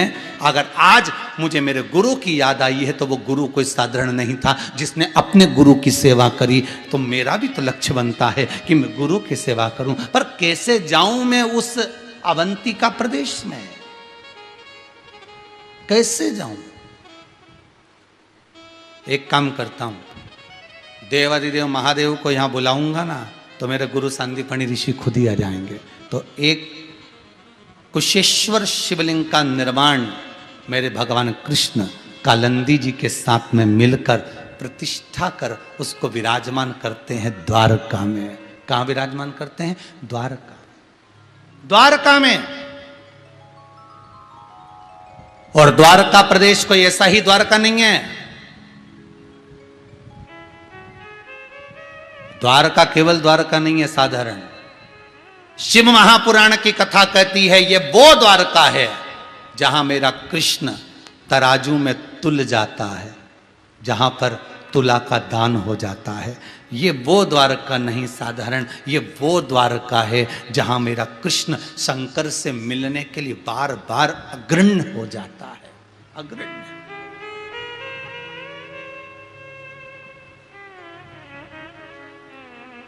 इसलिए मैं द्वारका के ब्राह्मणों को, द्वारका के पंडितों को, द्वारका के पंडाओं को नमन करता हूं, जो द्वारकाधीश की सेवा के साथ में भगवान शिव की सेवा, कुशेश्वर महादेव की सेवा में संलग्न बने हुए हैं। संलग्न, गुरु और शिष्य दोनों ही स्वरूप, दोनों ही स्वरूप। केवल एक द्वारका का कुशेश्वर महादेव। जीवन में आपने किसी के यहां सूतक का भोजन कर लिया, मालूम नहीं था कि इसके यहां कोई गमी हो गई। सावड़ का भोजन कर लिया, किसी के यहां बच्चा हो गया था, 10 दिन के अंदर तुमने उसके घर का पानी पी लिया। सूतक और सावड़ का भोजन यदि आपने जिंदगी में किसी के यहां करा है, किसी के यहां पर मृत्यु वाले घर में अगर आपने कुछ पानी पी लिया, भोजन कर लिया, अन्न भाग ग्रहण कर लिया, उसका दोष हमारे गरुड़ पुराण में लिखा है कि इसका कितना दोष है, कितना दोष है। सूतक और सावड़ के भोजन का दोष गरुड़ पुराण कहती है कि मरने के बाद जब जीवात्मा जाती है तो उससे पूछा जाता है कि इस चित्रगुप्त महाराज से पूछते हैं इसने कहीं सूतक का भोजन तो नहीं करा, इसने कहीं सावड़ का भोजन तो नहीं करा।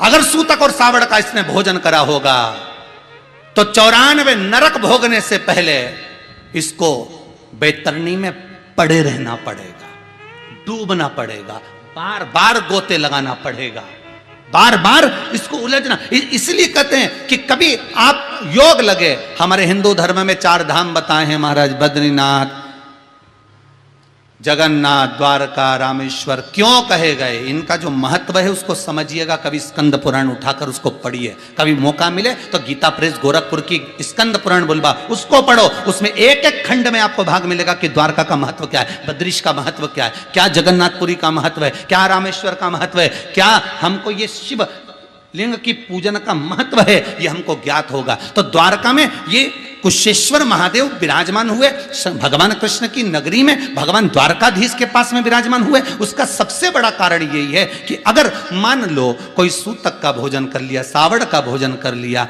वो नरक ना भोगना हो तो उसके परिवार का, उसके कुल का कोई एक व्यक्ति भी अगर कुशेश्वर महादेव पर एक बूंद जल भी चढ़ाता है तो कहते हैं उसकी 7 पीढ़ी के लोग अगर बेतरणी में पड़े हों तो वो उससे मुक्त होकर बैकुंठ चले जाते हैं। ये कुशेश्वर महादेव, ये कुशेश्वर महादेव है, ये कोई साधारण नहीं।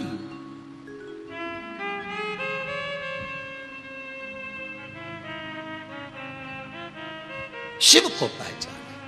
तो मैं धन्यवाद देता हूं उस द्वारकापुरी के ब्राह्मणों को, उस द्वारका नगरी के ब्राह्मण जन, पंडा जन, विद्वत जनों को। बहुत बहुत आप सेवा में लगे हो, ना जाने कितनों को पार लगा दो। उस कुशेश्वर की सेवा आप कर रहे हो। आपको पहले भी कथा में कहा था, कहीं कहीं आप जाएं तो केवल वहां जैसे वृंदावन जाते हो तो बिहारी जी के दर्शन करो, हम मना नहीं, खूब प्रेम से करो, खूब लाड़ से करो, राधा रानी के दर्शन करो, आप बिहारी जी के दर्शन करो, रमन लाल जी के दर्शन करो, आप बहुत दर्शन करो, मदन मोहन जी, तुम्हारी मर्जी पड़े वो दर्शन करो। पर कभी अगर ब्रजभूमि में जाओ तो चकलेश्वर महादेव, कभी ब्रजभूमि में जाओ तो भूतेश्वर, गंगेश्वर, कभी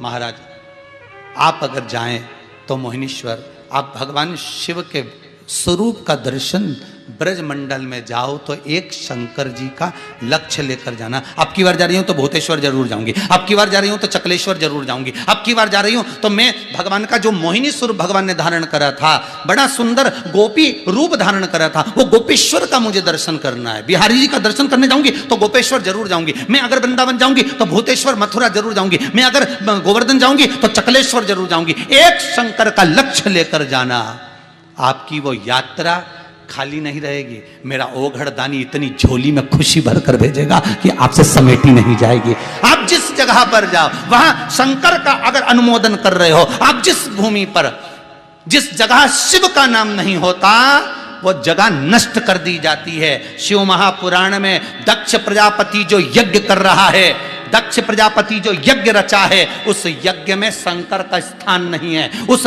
यज्ञ में शिव का स्थान नहीं, उस यज्ञ में शंकर का नाम नहीं, उस यज्ञ में शंकर की प्रस्तुति नहीं। तो वो यज्ञ का क्या हुआ आप सब जानते हो। क्या हुआ था उस दक्ष प्रजापति के यज्ञ का?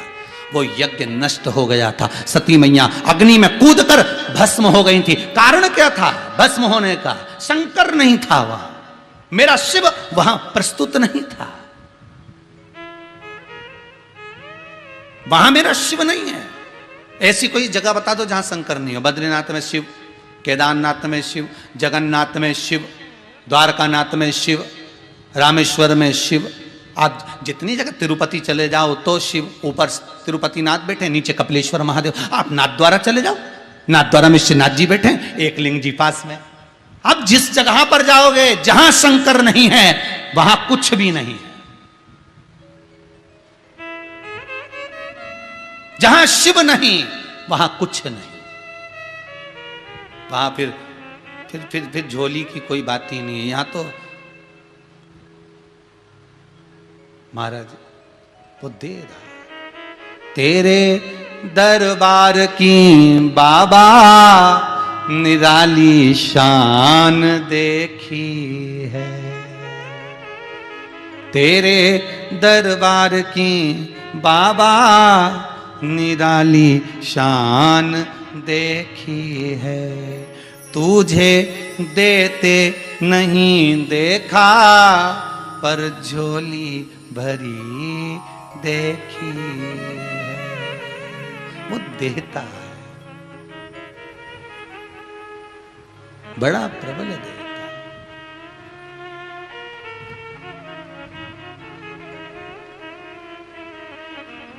इसलिए शिव शंकर कहो, शिव शंकर कहो, शंकर नाम बिना उद्धार नहीं। शिव शंकर कहो, शिव शंकर कहो, शंकर नाथ बिना उद्धार नहीं। शिव शंकर कहो, शिव शंकर कहो, शिव शंकर बिना उद्धार नहीं। शिव शंकर कहो, शिव शंकर कहो, शिव शंकर बिना उद्धार नहीं। शंकर नाम बिना उद्धार नहीं। शंकर नाम बिना उद्धार नहीं। शंकर नाम बिना उद्धार नहीं। ओ शंकर नाम बिना उद्धार नहीं। सोमनाथ बिना भव पार नहीं। ओ सोमनाथ बिना भव पार नहीं। शिव शंकर कहो, शिव शंकर कहो, शंकर नाम बिना उद्धार नहीं। शिव शंकर कहो, शिव शंकर कहो, शिव शंकर बिना उद्धार नहीं। भाव से, प्रेम से, आनंद से थाली सेवा देते हैं।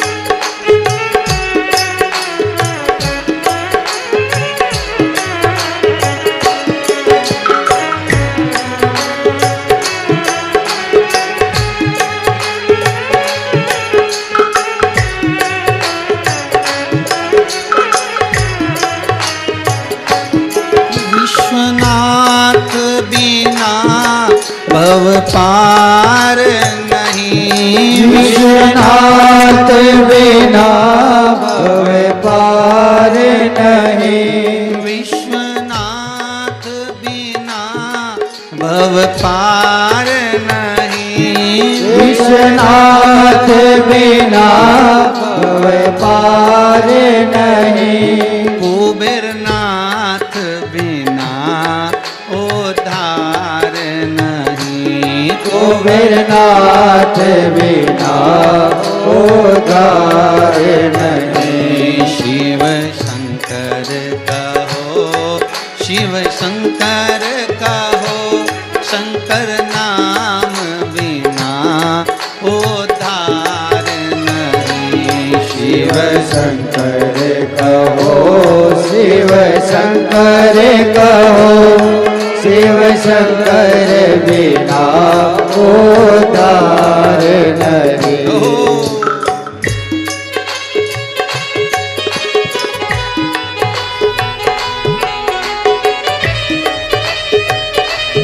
अरे भोले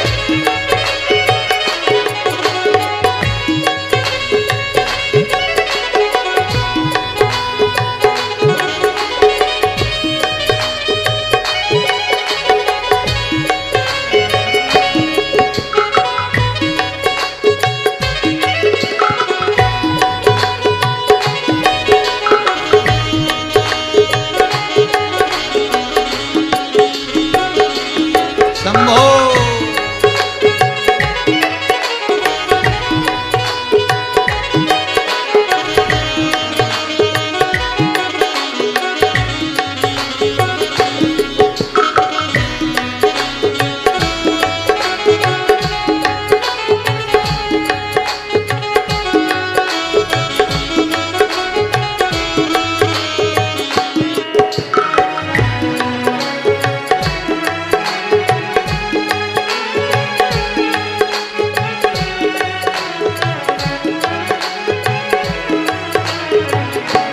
केदारनाथ बिना भव पार नहीं। केदारनाथ बिना भव पार नहीं। केदारनाथ बिना भव पार नहीं। केदारनाथ बिना भव पार नहीं। भीमा शंकर बिना उद्धार नहीं। भीमा शंकर बिना उद्धार नहीं। भोलेनाथ कहो, विश्वनाथ कहो, शिव शंकर बिना भव पार नहीं। भोलेनाथ कहो, विश्वनाथ कहो, शिव शंकर बिना उद्धार नहीं। शिव शंकर बिना उद्धार नहीं। शिव शंकर बिना उद्धार नहीं। ओ विश्वनाथ बिना उद्धार नहीं। विश्वनाथ बिना उद्धार नहीं। महाकाल बिना भव पार नहीं। महाकाल बिना भव पार नहीं। शिव शंकर कहो, शिव शंकर कहो, शिव शंकर बिना उद्धार नहीं। शिव शंकर कहो, शिव शंकर कहो, शिव शंकर बिना उद्धार नहीं। शिव शंकर बिना उद्धार नहीं। शिव शंकर बिना उद्धार नहीं। शिव कथा कहती है जहां शिव नहीं है वहां सब नष्ट है। शंकर नहीं होगा तो नष्ट तो होना ही है। शिव हो तो बच सकते हो, शंकर ही ना हो तो फिर क्या बचेगा।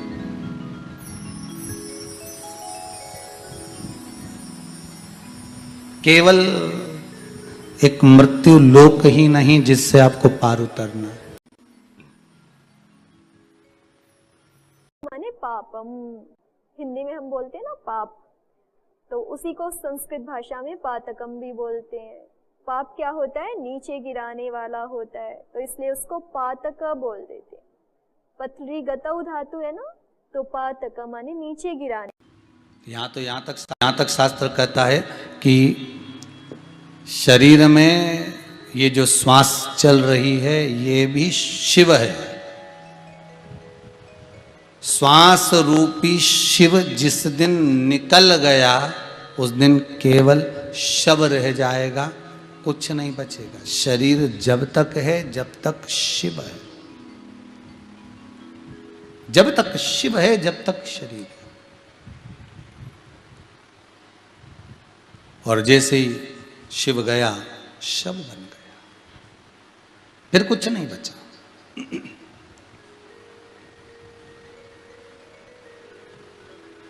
सर्वस्व शंकर।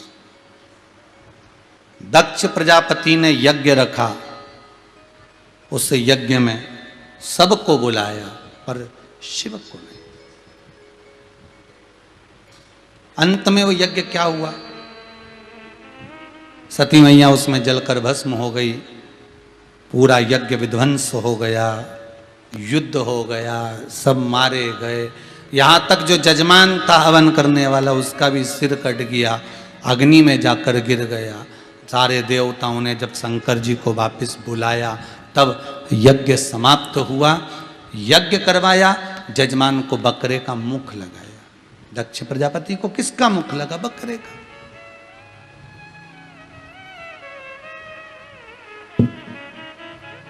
अहंकार में आकर देवर्षि नारद ने शिव की निंदा कर दी थी तो उनको बंदर का मुख लगा था। निंदा भगवान विष्णु ने सुन ली थी तो उनको घोड़े का मुख लगा था, हयग्रीव अवतार हुआ था। जरा सा निंदा दक्ष प्रजापति ने कर दी थी इसलिए बकरे का मुख लगा था। सावधान कथा सुनने वालों, सावधान। जितने आस्था के सामने बैठे हो, जितने मोबाइल पे सुन रहे हो, जहां बैठकर कथा सुन रहे हो, सावधान रहना। अपने मुख से शंकर की कभी निंदा ना हो, इसका ध्यान रखना। शंकर का कोई गलत चित्र, शंकर का कोई गलत फोटो संसार सागर में प्रेषित मत करना, हाथ जोड़ के निवेदन है। सावन का महीना आ रहा है, लोग भगवान शंकर को चिलम पीते हुए बताते हैं, गांजा पीते हुए बताते हैं, चरस पीते हुए बताते हैं। मेरा शंकर ऐसा नहीं था। जो शिव ने पिया वो क्यों छुपा रहे हो, और जो नहीं पिया उसको क्यों दिखा रहे हो? ये हिंदू धर्म को बर्बादी की ओर लेकर जाने वाला है, ये नष्ट करने वाला है।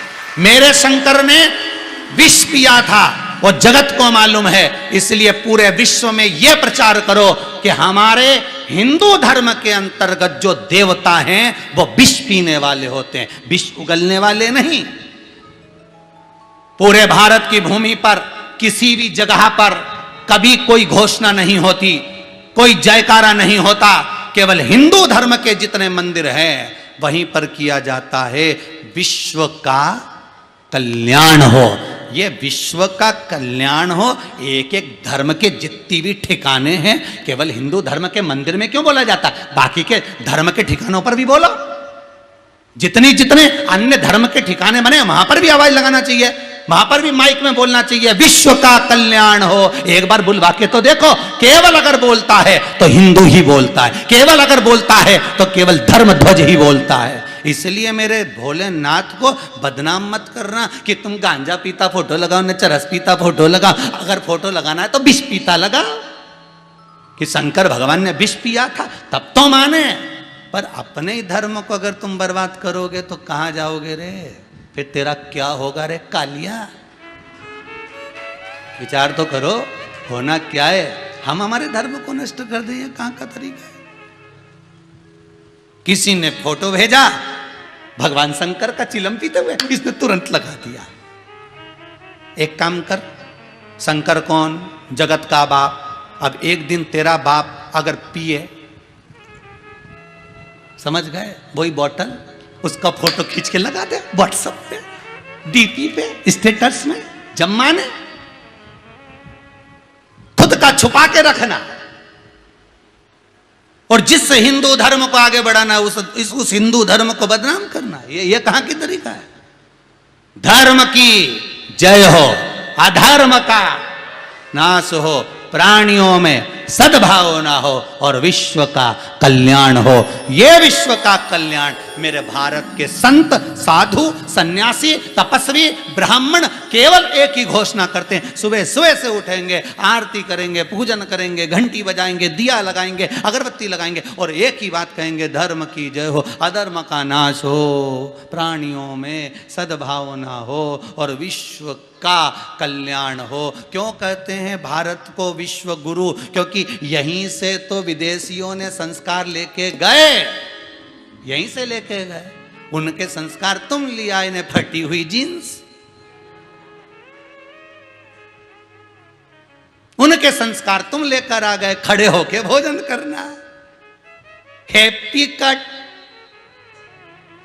उनके संस्कार तुम लेके आ गए और उन्होंने तुम्हारे संस्कार ले लिए, नीचे बैठकर भोजन करना, आसन लगाकर, तिलक यहां से यहां तक, गीता का पाठ करना, पूरे वस्त्र धारण करना।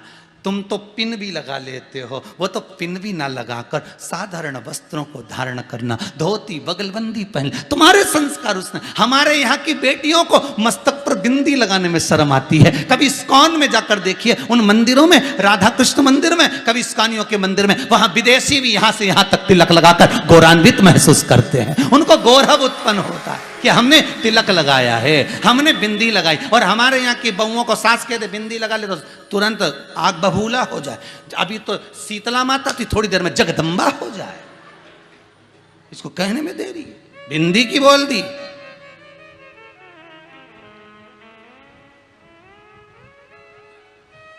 बड़ी बड़ी, मैं तो आज सूट पहनूं, मैं चाहे बूट पहनूं, मेरी जी।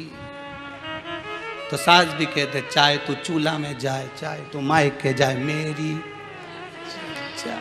उसको कहीं करना जरूर।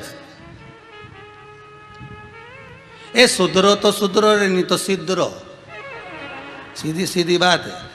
सियोर वाला महाराज थोड़ा कड़ला कड़ला बोले, इसलिए लोगों को थोड़ा समझ में नहीं आए, परंतु भले नहीं आए, परंतु अपन तो ऐसी बोले जैसी बोले, क्योंकि अपने को मालूम है ये जो इंजेक्शन, नहीं तो ये कोरोना की जो बीमारी की दवाई तो कोई भी बना लेता, गोली, पर गोली असर ही नहीं करे, तो इनने सीधा टीका लगाया, इंजेक्शन। एक बार दो बार लगेगा नहीं तो फिर अब तीसरी लहर भी आ जाए तो कोई दिक्कत नहीं, तुमने 2 बार डोज ले लिया हो, अब तुम चिंता मत करो, क्योंकि तुमने सुई लगवा ली, तुमने टीका लगवा लिया। टेबलेट से काम नहीं चले, तो इनके मालूम है कि ये टेबलेट से काम नहीं चले। शिव महापुराण तो सीधा सुई है, इंजेक्शन, टीका, एक बार लग गया नहीं तो ठीक। हम तो आपसे बार बार कहते हैं कि जो कथा नहीं सुने उसको भी कथा भेजो, जो श्रवण ना करे उस तक पहुंच जाओ। इसलिए बार बार कहते हैं कि कथा सुनो तो चैनल को सब्सक्राइब करिए, अपने मोबाइल से कुछ नहीं तो सब्सक्राइब कर कर लोगों को भेजो तो सही। इतना तो दान कर सकते हो, मत करो तुम रुपये का दान नहीं करो तो अपना पद धरो, कौन ने कहा, पर इतना तो दान करो। सुबह से लेकर शाम तक हर कुछ मैसेज भेजो तो एक आध बार शिव महापुराण की कथा ही भेज दो। अब चैनल सब्सक्राइब करो, अब भी क्या भी कर लो। अच्छा जहां बैठे वहीं लो लगाए टिक्का, क्या बजाते रहे वो घंटी है? हाँ तो जो भी बजाते हो तुम्हें मालूम होगा दादा। भगवान शिव का भजन स्मरण मेरे जीवन की सार्थकता।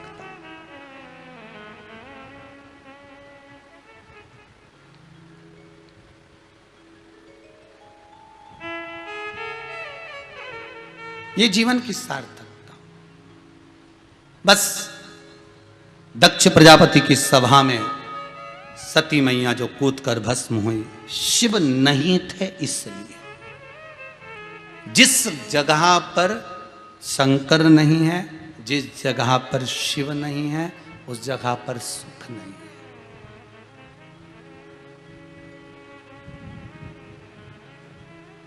उसमें सुख नहीं है। अब सती मैया जलकर भस्म हो गई। जो सती माता जलकर भस्म हुई हैं, महाराज शंकर भगवान ने कहा, सती के जब शव को लिया, नृत्य किया, नृत्य करने के बाद सती की जो आत्मा थी वो निकलकर पार्वती की ओर जा रही थी। शिव ने उसको रोक लिया। कालाधिपति है शंकर, रोका। सती तुम हमसे दूर जा रही हो? सती कहती है नहीं, मैं आपके नजदीक में हूं। सती कहती है मैं दूर नहीं हूं, मैं आपके करीब में हूं, हर पल हर क्षण आपके नजदीक में हुए सती, दूर नहीं।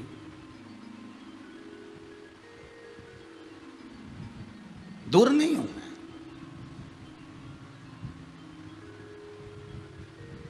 पूछा गया, किसी ने पूछा सती माता के भस्म होने का कारण क्या था?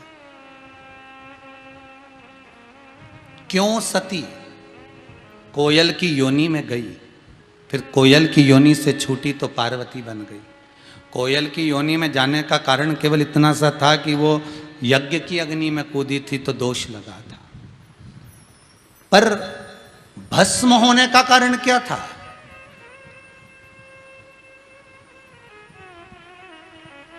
क्या पड़ी थी भगवान शंकर को कि शादी होते सी कुंभज ऋषि की कथा सुनने चले गए? शादी होते सी तो लोग कजन कहां घूमने जाते और भगवान शिव कथा सुनने जा रहे हैं।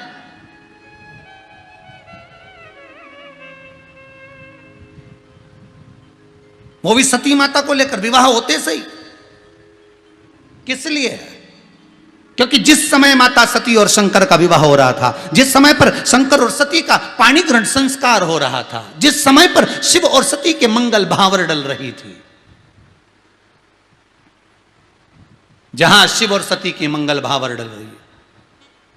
महाराज एक बार कार्तिकेय जी महाराज ने भी यह प्रश्न किया था, मैंने मेरे पिताजी और माताजी का विवाह नहीं देखा है, मेरे माता पिता का मुझे मंगल विवाह देखना है। श्रीशैलम मल्लिकार्जुन, पूरी भारत की भूमि पर केवल एक ज्योतिर्लिंग ऐसा है, मल्लिकार्जुन श्रीशैलम, जहां शंकर भगवान की रोज की शादी होती है। कहां पर? जम के बोलिए। श्रीशैलम मल्लिकार्जुन।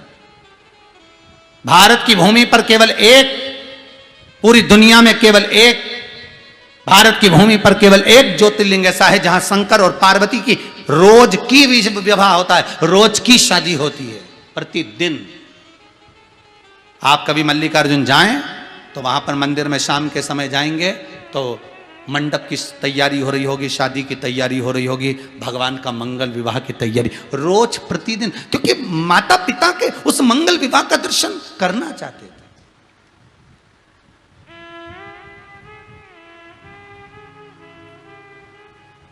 क्यों लेकर गए सती मैया को कथा सुनाने के लिए? जिस समय पर भगवान शंकर और सती का मंगल विवाह हो रहा था, दक्ष प्रजापति की पुत्री माता सती, जो प्रसूति माता के गर्भ से जन्मी थी, वो सती कोई साधारण नहीं थी। दक्ष प्रजापति ने हाथ जोड़कर निवेदन कर कर माता जगत जननी को प्रसन्न कर कर कहा था, मुझे एक बेटी और दे दो। तो माँ जगदम्बा बोली थी, तुम्हारे घर में इतनी कन्याओं का जन्म, 60 कन्या जिसके घर में जन्म ले ली और बेटी मांग रहा। जन्म इतनी बेटियों का होने के बाद तो लोग बेटा मांगते हैं और तू बेटी मांग रहा है। माँ मुझे बेटा नहीं चाहिए, मुझे बेटी चाहिए। माँ कहती है मैं खुद तेरे घर में बेटी बनकर आऊंगी। खुद माता सती के रूप में प्रकट हो गई। शिवजी विवाह के समय पर, जिस समय पर मंगल पाणिग्रहण संस्कार हो रहा था, हिंदू धर्म की एक रीति है, विवाह के समय पर आपका गोत्र बुलवाया जाता है, विवाह के समय पर आपका नाम बुलवाया जाता है, विवाह के समय पर आपके गुरु का स्मरण करवाया जाता है। आज भी नियम है, जब आप किसी यज्ञ को करने बैठते हो तो पंडित जी कहते हैं गुरु मंत्र की आहुति होगी। बोलते कि नहीं बोलते? गुरु मंत्र की आहुति दीजिए। क्यों बोलते हैं पंडित जी? कि गुरु मंत्र का होना जरूरी है, गुरु की आज्ञा होना जरूरी है। अगर आप यज्ञ कर रहे हो, आपने श्री सूक्त का यज्ञ करा, पुरुष सूक्त का यज्ञ करा, सारी दुनिया का आपने यज्ञ करा, सब कुछ करा, वास्तु पूजन का यज्ञ करा, किसी मंदिर की ओपनिंग करी, उसकी प्राण प्रतिष्ठा का यज्ञ करा, आपने किसी अन्य चीज का यज्ञ करा, आपने विवाह आदि में यज्ञ करा, जिस भी यज्ञ में बैठोगे, अगर चतुर विद्वान ब्राह्मण होगा तो एक बार जरूर कहेगा कि गुरु मंत्र की आहुतियां दीजिए। बोलेगा कि नहीं बोलेगा? अगर चतुर विद्वान ब्राह्मण होगा तो वो तुमसे गुरु मंत्र की आहुति दिलवाएगा। वो कहेगा अपने गुरु मंत्र का स्मरण करो और आहुतियां छोड़ते जाओ। उस समय पर आप मौन हो जाते हैं, गुरु मंत्र का स्मरण करते हैं, स्वाहा स्वाहा स्वाहा, 5 या 7 आहुति गुरु मंत्र की। गुरु जो पंडित पूजन करा रहा है, ब्राह्मण पूजन करा रहा है, यज्ञ करा रहा है, वो खुद छुड़वाता है कि आप अपने गुरु की आज्ञा लीजिए और आहुति दीजिए। क्यों? किस लिए?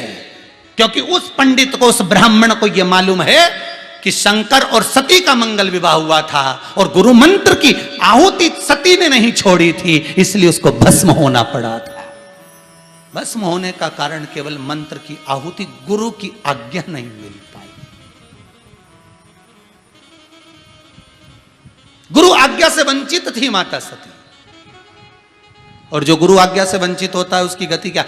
कुंभज बाबा के यहाँ, अगस्त ऋषि की यहाँ कथा सुनने के लिए गई और मन नहीं लगा। देखिए कितनी विचित्र कथा है। अगस्त बाबा की यहाँ कथा सुनने गई, कथा में मन नहीं लगा, चित्त नहीं लगा, वृत्ति नहीं लगी। क्यों नहीं लगी? अगर गुरु होता और ज्ञान दे दिया होता, मंत्र सुना दिया होता, तो शिव पुराण में मन लगता कि नहीं लगता? ईमानदारी से बोलना, अगर एक बार गुरु का मंत्र मिल गया, कोई भी गुरु का मिला मंत्र मिल गया ना, तो टीवी जब भी खोलोगे ना रिमोट से, जब टीवी चालू करोगे ना, तो थोड़ा थोड़ा चैनल को चलाते चलाते तुम आस्था चैनल पे पहुंच ही जाओगे। और आस्था चैनल पे पहुंच गए ना, तो तुम सबसे पहले ढूंढोगे सियोर वाला महाराज की शिवपुराण कहाँ रही, कथा कहाँ मिल रही, तो तुरंत तुम ढूंढने का प्रयास करोगे कि कथा शंकर की कहां, अर्थात तुम्हारी चित्त वृत्ति में गुरु के मंत्र का असर हो गया। कल कथा में कहा था, परसों या कल कहा होगा, बादाम ऐसे ही घिसोगे तो अंदर की गिरी बेकार हो जाएगी। बादाम का छिलका निकालना है तो पानी में डुबो के रखो, पानी में डूबी रहेगी, थोड़ी देर बाद निकालोगे तो छिलका यूं ही निकल जाएगा। उसी तरह गुरु के उस मंत्र में, भजन में, कीर्तन में, स्मरण में, कथा में, पुराण में डूबे रहोगे तो अहंकार का कचरा तो निकल ही जाएगा। आसक्ति का, लोभ का, तृष्णा का, वासना का, ये कचरा बाहर डूबो।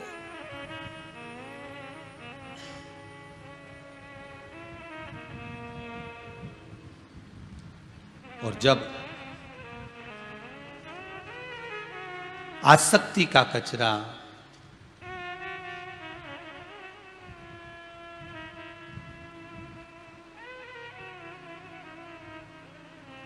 प्रबलता में फंस गया, फिर कहा सती मैया के जलकर भस्म होने का एक कारण अगस्त बाबा के यहाँ, कुंभज ऋषि के यहाँ कथा सुनने गई पर मन नहीं लगा, क्योंकि गुरुवाणी श्रवण में नहीं थी, श्रवण में नहीं थी। इसलिए भगवान से कहना, लिखण वाले तू हो के दयाल लिखना, मेरे श्रवण अंदर गुरु जी का शब्द लिखना, नैनों पे लिखना दर्शन गुरु का।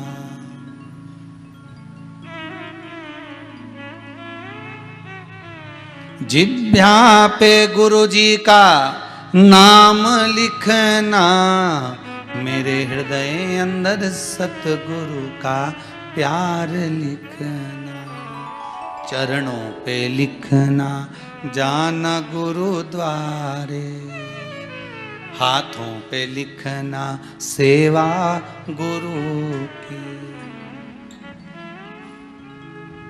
बस इतनी कृपा कर। मस्तक पे गुरु का चरण लिखना, मेरे हृदय अंदर सतगुरु का प्यार लिखना। बस यही यही मिल जाए बहुत।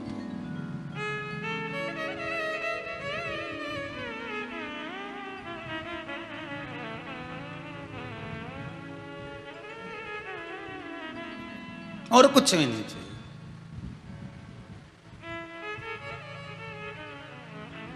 पकड़ लो हाथ गुरुवर जी, नहीं तो डूब जाऊंगी। अगर हम डूब गए, लोग कहेंगे इतनी कथा सुनी, शिव महापुराण सुनी, फिर कहूंगा दिल से सबसे ज्यादा खुशी मुझे इस बात की है कि जो जो पहले रुद्राक्ष उत्सव में आए थे और जिन जिन के घर में उस रुद्राक्ष उत्सव का रुद्राक्ष था, जिन्होंने नैमिषारण्य में शिव महापुराण की पोथी अपने पूर्वजों के लिए बिठाई थी, जिनके घर में बेलपत्री थी शिव की, ये चीज का अनुभव हुआ कि उस घर में कोरोना आ भी गया तो कोई मरा नहीं, बचकर निकल गया। ये शंकर की कृपा है। लोग कहते हैं हमने पोथी बिठाई थी, उसकी बेलपत्र हमारे यहाँ आई थी, हमने तिजोरी में रखी, सबको तो वो रखी, उसका फल देखो कितना हुआ कि वो अमृत के रूप में सामने धरी रही, और आपका बाल बांका नहीं हुआ। बाल बांका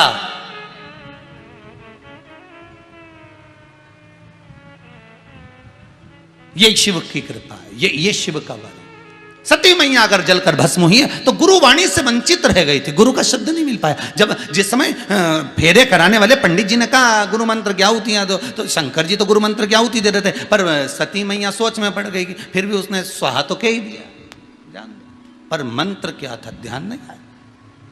आखिरी में कुंभज बाबा के आश्रम में ले गए कि कम से कम कुछ नहीं तो वहां गुरु की वाणी मिलेगी, पर वहां भी गई तो मन नहीं लगा, क्योंकि गुरु वाणी से गुरु मंत्र जो मिला उससे सुख का अनुभव होता, उसी से परमात्मा प्राप्त होता, तो यहाँ ढूंढ नहीं पाई, फिर भी वंचित रह गई। आते आते उसने भगवान अपने ही पति से कह दिया, ये कौन है जो रो रहे हैं?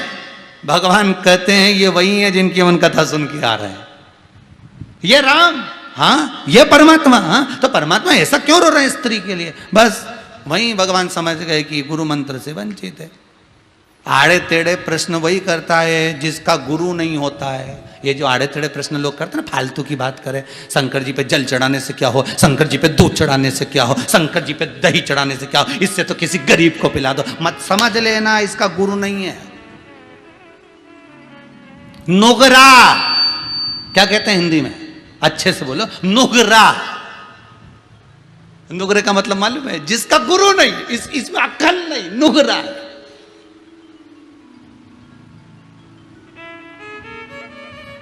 इसलिए कहते भारत की भूमि पर जन्म लेने वाला बच्चा बच्चा ज्ञानवान पैदा होता है।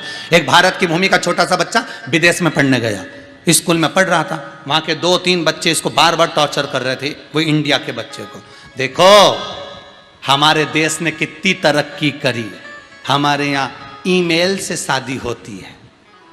वो विदेश के बच्चे बोल रहे थे इंडिया के बच्चे से, हमारे देश ने कितनी तरक्की करी, हमारे यहाँ ईमेल से शादी होती है। इंडिया का बच्चा खड़े होके बोला फालतू की बात मत करो, तुम्हारे यहाँ भले ईमेल से शादी होती है, हमारे यहाँ तो फीमेल से ही होती है। तुम्हारे यहां भले ही मेल से होती है, पर हमारे यहां तो फीमेल से ही होती है। आखिर भारत की भूमि को, इस माता को गुरु की पदवी मिली है साहब, ये ज्ञान देती है, विद्वत्ता देती है।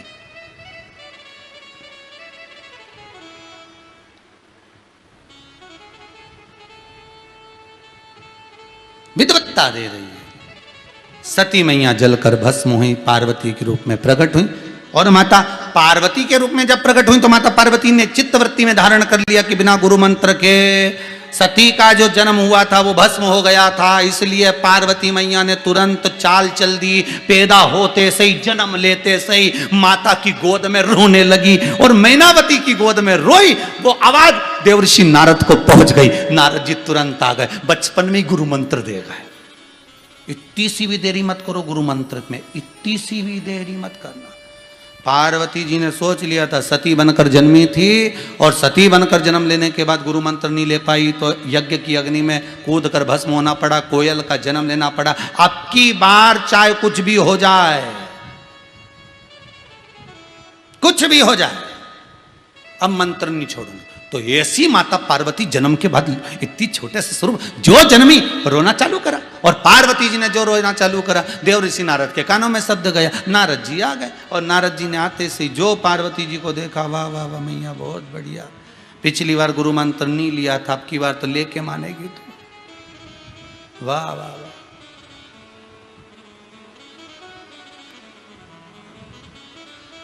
अरे अमृत ही अमृत बरस रहा बलिहारी, ऐसे गुरुवर की अमृत ही अमृत बरस रहा बलिहारी, ऐसे गुरुवर की। अमृत ही अमृत बरस रहा बलिहारी, ऐसे गुरुवर की। अमृत ही अमृत बरस रहा बलिहारी, ऐसे गुरुवर की। बलिहारी ऐसे गुरुवर की, बलिहारी ऐसे गुरुवर के। ओ बलिहारी ऐसे गुरुवर की,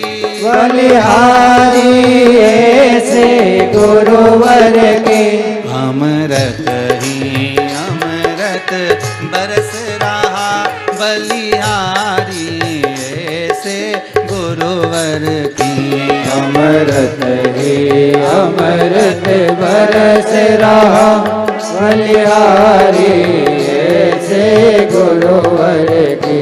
अमृत ही अमृत बरस रहा बलिहारी, ऐसे गुरुवर की।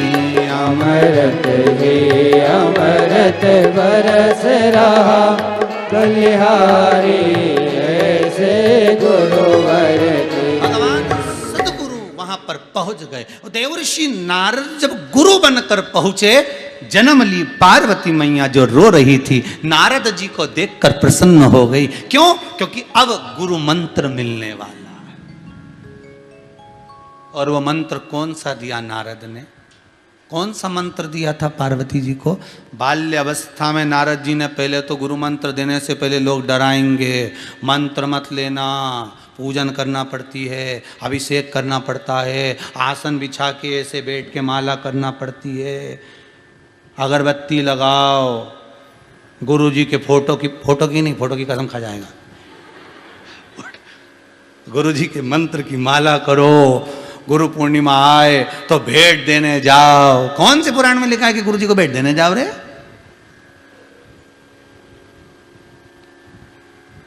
गुरु जी को भेंट की जरूरत नहीं है। गुरु जी ने तो खुद तुमको भेंट कर दी भगवान को कि जा उस परमात्मा का भजन कर। गुरु जी को क्या भेंट चाहिए? गुरु जी तो क्या भेंट दे दिया तुमको, भेंट लेकर क्या करेगा गुरु?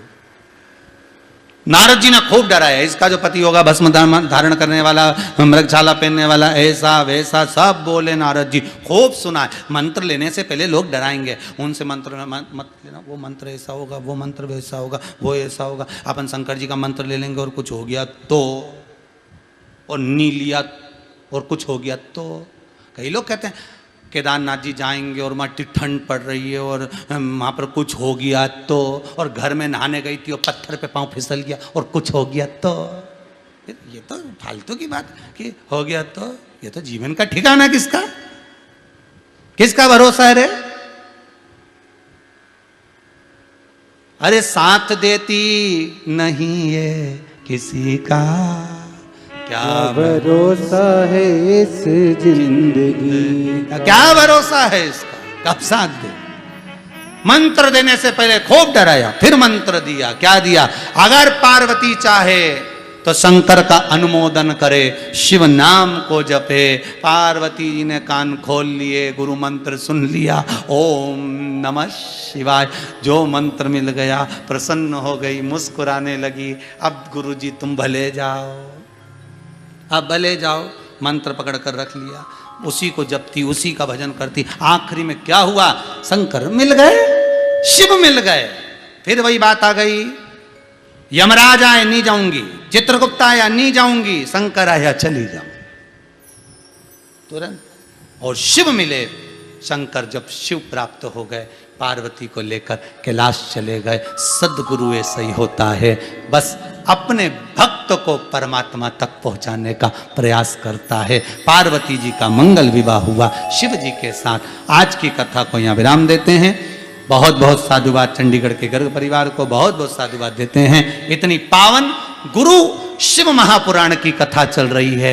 आपसे भी निवेदन है, प्रतिदिन कम से कम 10 लोगों को, 20 लोगों को, परिवार के लोगों को सूचना दें और खबर करें कि शिव महापुराण की कथा हो रही है। सुनो, इस चैनल को सब्सक्राइब करिए और भेजो इस कथा को, जगत तक भेजो, जिससे गुरु की महत्ता को, शंकर के महत्व को लोग जान सके। आज अपन ने भगवान कृष्ण के गुरु और उनके भी गुरु, उसका स्मरण करा। बड़े प्रेम से कथा को आगे बढ़ाते हुए कल की कथा में और अग्रण्य बढ़ेंगे। गणेश जी महाराज के गुरु का संवाद श्रवण करेंगे। किसके गुरु? श्री गणेश जी महाराज के। और आपको अगर मालूम हो कि गणेश जी के गुरु कौन थे तो हमको लिख के भेज दो, हम भी पढ़ लेंगे, ठीक है। गणेश जी महाराज के गुरु का संवाद कल श्रवण करेंगे, आगे बढ़ेंगे। बड़ी रोचक कथा है गणेश जी के गुरु की, बड़े भाव से सुनेंगे। और छोड़ना मती, अधिक से अधिक संख्या में टीवी के सामने बैठकर, मोबाइल पर इस कथा का रसस्वादन करिए। कल गणेश जी के गुरु का स्मरण करेंगे, गणेश जी के गुरु का। हर हर महादेव, हर हर महादेव। सभी भक्तों को हर हर महादेव, सादर जय श्री कृष्णा, राधे राधे। सुंदर कथाओं के माध्यम से हम सभी को नित्य नई नूतन कथाएं पूज्य गुरुदेव के सानिध्य में प्राप्त हो रही है। व्यासपीठ को नमन करते हुए हम सबके प्रिय, हम सबके लाडले ठाकुर कल्लू जी महाराज के चरणों में नमन करते हुए, पूज्य गुरुदेव के पावन चरणों को नमन करते हुए, आप सभी शिव भक्तों के चरणों को नमन करते हुए, जैसा कि आप सभी को ज्ञात है 24 जुलाई को गुरु पूर्णिमा महाउत्सव, गुरु पूर्णिमा सभी जगह बनेगी। और इसी क्रम में यहाँ पे भी गुरु पूर्णिमा महाउत्सव कुबेरेश्वर धाम में रखा गया है। कोरोना काल महामारी के चलते हुए, कोरोना गाइडलाइन का पालन करते हुए हम सभी को गुरु की पूर्णिमा को मनाना है, गुरु के महत्व को जानना है। ये गुरु की जो कथा हम सभी श्रवण कर रहे हैं, गुरु पूर्णिमा महाउत्सव के उपलक्ष्य में ही श्रवण कर रहे हैं। 24 तारीख को सुबह 10 बजे से शाम को 5 बजे तक सुंदर गुरु पूर्णिमा महोत्सव हम सभी मनाएंगे। और इसी क्रम में जिन दानदाताओं ने, जिन भामाशाहों ने मंदिर, गौशाला, वृद्ध आश्रम, अन्य क्षेत्र में अपनी सहयोग राशि प्रदान करी, उन सभी पुण्यशाली दानदाताओं के नाम: स्वर्गीय पार्वती जी बोरसे बुरहानपुर से 501 रुपये, तायल परिवार की तरफ से 511 रुपये, स्वर्गीय सीताबाई रतनलाल जी बजाज नांदेड़ महाराष्ट्र से 1001 रुपये, स्वर्गीय बेनी गोपाल जी रतनलाल जी बजाज नांदेड़ महाराष्ट्र से 801 रुपये की सहयोग राशि आपने समर्पित की। सौर्य बजाज पुणे महाराष्ट्र से 1001 रुपये, गुप्तदान माधवनगर से आपने 21,000 रुपये की सहयोग राशि देकर आजीवन भोजन भंडारे की सदस्यता ग्रहण करी। बहुत बहुत बधाई, सुंदर विचार आपके। स्वर्गीय उमेश सरोज जी सिंघल को कोरबा छत्तीसगढ़ से आपने सुंदर 10,001 रुपए की सहयोग राशि बाबा कुबेरेश्वर महादेव के विशाल मंदिर निर्माण हेतु प्रदान करी। बहुत बहुत बधाई, सुंदर विचार आपके। अलकनंदा राम गोपाल जी चाणक पुणे महाराष्ट्र से 501 रुपए। आदित्य जी काश्यप झारखंड से 521 रुपए। सुनीता चंद्र मिश्रा लखनऊ उत्तर प्रदेश से 501 रुपए। शशि बालाजी दिल्ली से आपने सुंदर 10,001 रुपए की सहयोग राशि गौ माता के चारे हेतु समर्पित की। बहुत बहुत बधाई, सुंदर विचार आपके। आशा भारद्वाज मथुरा उत्तर प्रदेश से 501 रुपए। स्वर्गीय भावना। ध्यान देंगे, गुरु पूर्णिमा उत्सव भले मनेगा, परंतु निवेदन है आप लोगों को आना नहीं है, अपने अपने घर में बैठ के मनाना। कोरोना महामारी के चलते हुए आप लोग अपने अपने घरों में बैठकर गुरु पूर्णिमा महोत्सव का आनंद लो। और कोरोना महामारी के चलते अगर कोई आता भी है तो उससे भी निवेदन है, मुंह पर मास्क लगा होना चाहिए, सैनिटाइज की बोतल अपनी जेब में होना चाहिए जिससे आप हाथ बार बार धोते रहें, और सोशल डिस्टेंसिंग का पालन होना चाहिए। तो आप पधारें, और अन्यथा अपने घर में रहकर उस आनंद को ग्रहण करें। क्योंकि कोरोना महामारी के चलते हुए यहाँ वहाँ ज़्यादा ना जाते हुए भगवती स्मरण करें, टीवी चैनल के माध्यम से ही कथा का रस तत्व ग्रहण करेंगे। आस्था पर गुरु पूर्णिमा उत्सव का आधे घंटे का सुंदर गुरु पूर्णिमा महोत्सव चलेगा। आप सबको आस्था चैनल के माध्यम से भी गुरु पूर्णिमा उत्सव का खूब खूब दर्शन होगा, खूब आनंद होगा और बाबा भोलेनाथ का आशीर्वाद प्राप्त होगा। जो आएंगे उनसे भी निवेदन है कि मुंह पर मास्क होना चाहिए, हाथ में सैनिटाइज बोतल हो, आप बार बार सैनिटाइज होते रहें, सोशल डिस्टेंसिंग का पालन करते रहेंगे तो आप बाबा का दर्शन पधारो, परंतु बाकी के भीड़ ना करते हुए अपना स्मरण करिए। हर हर महादेव।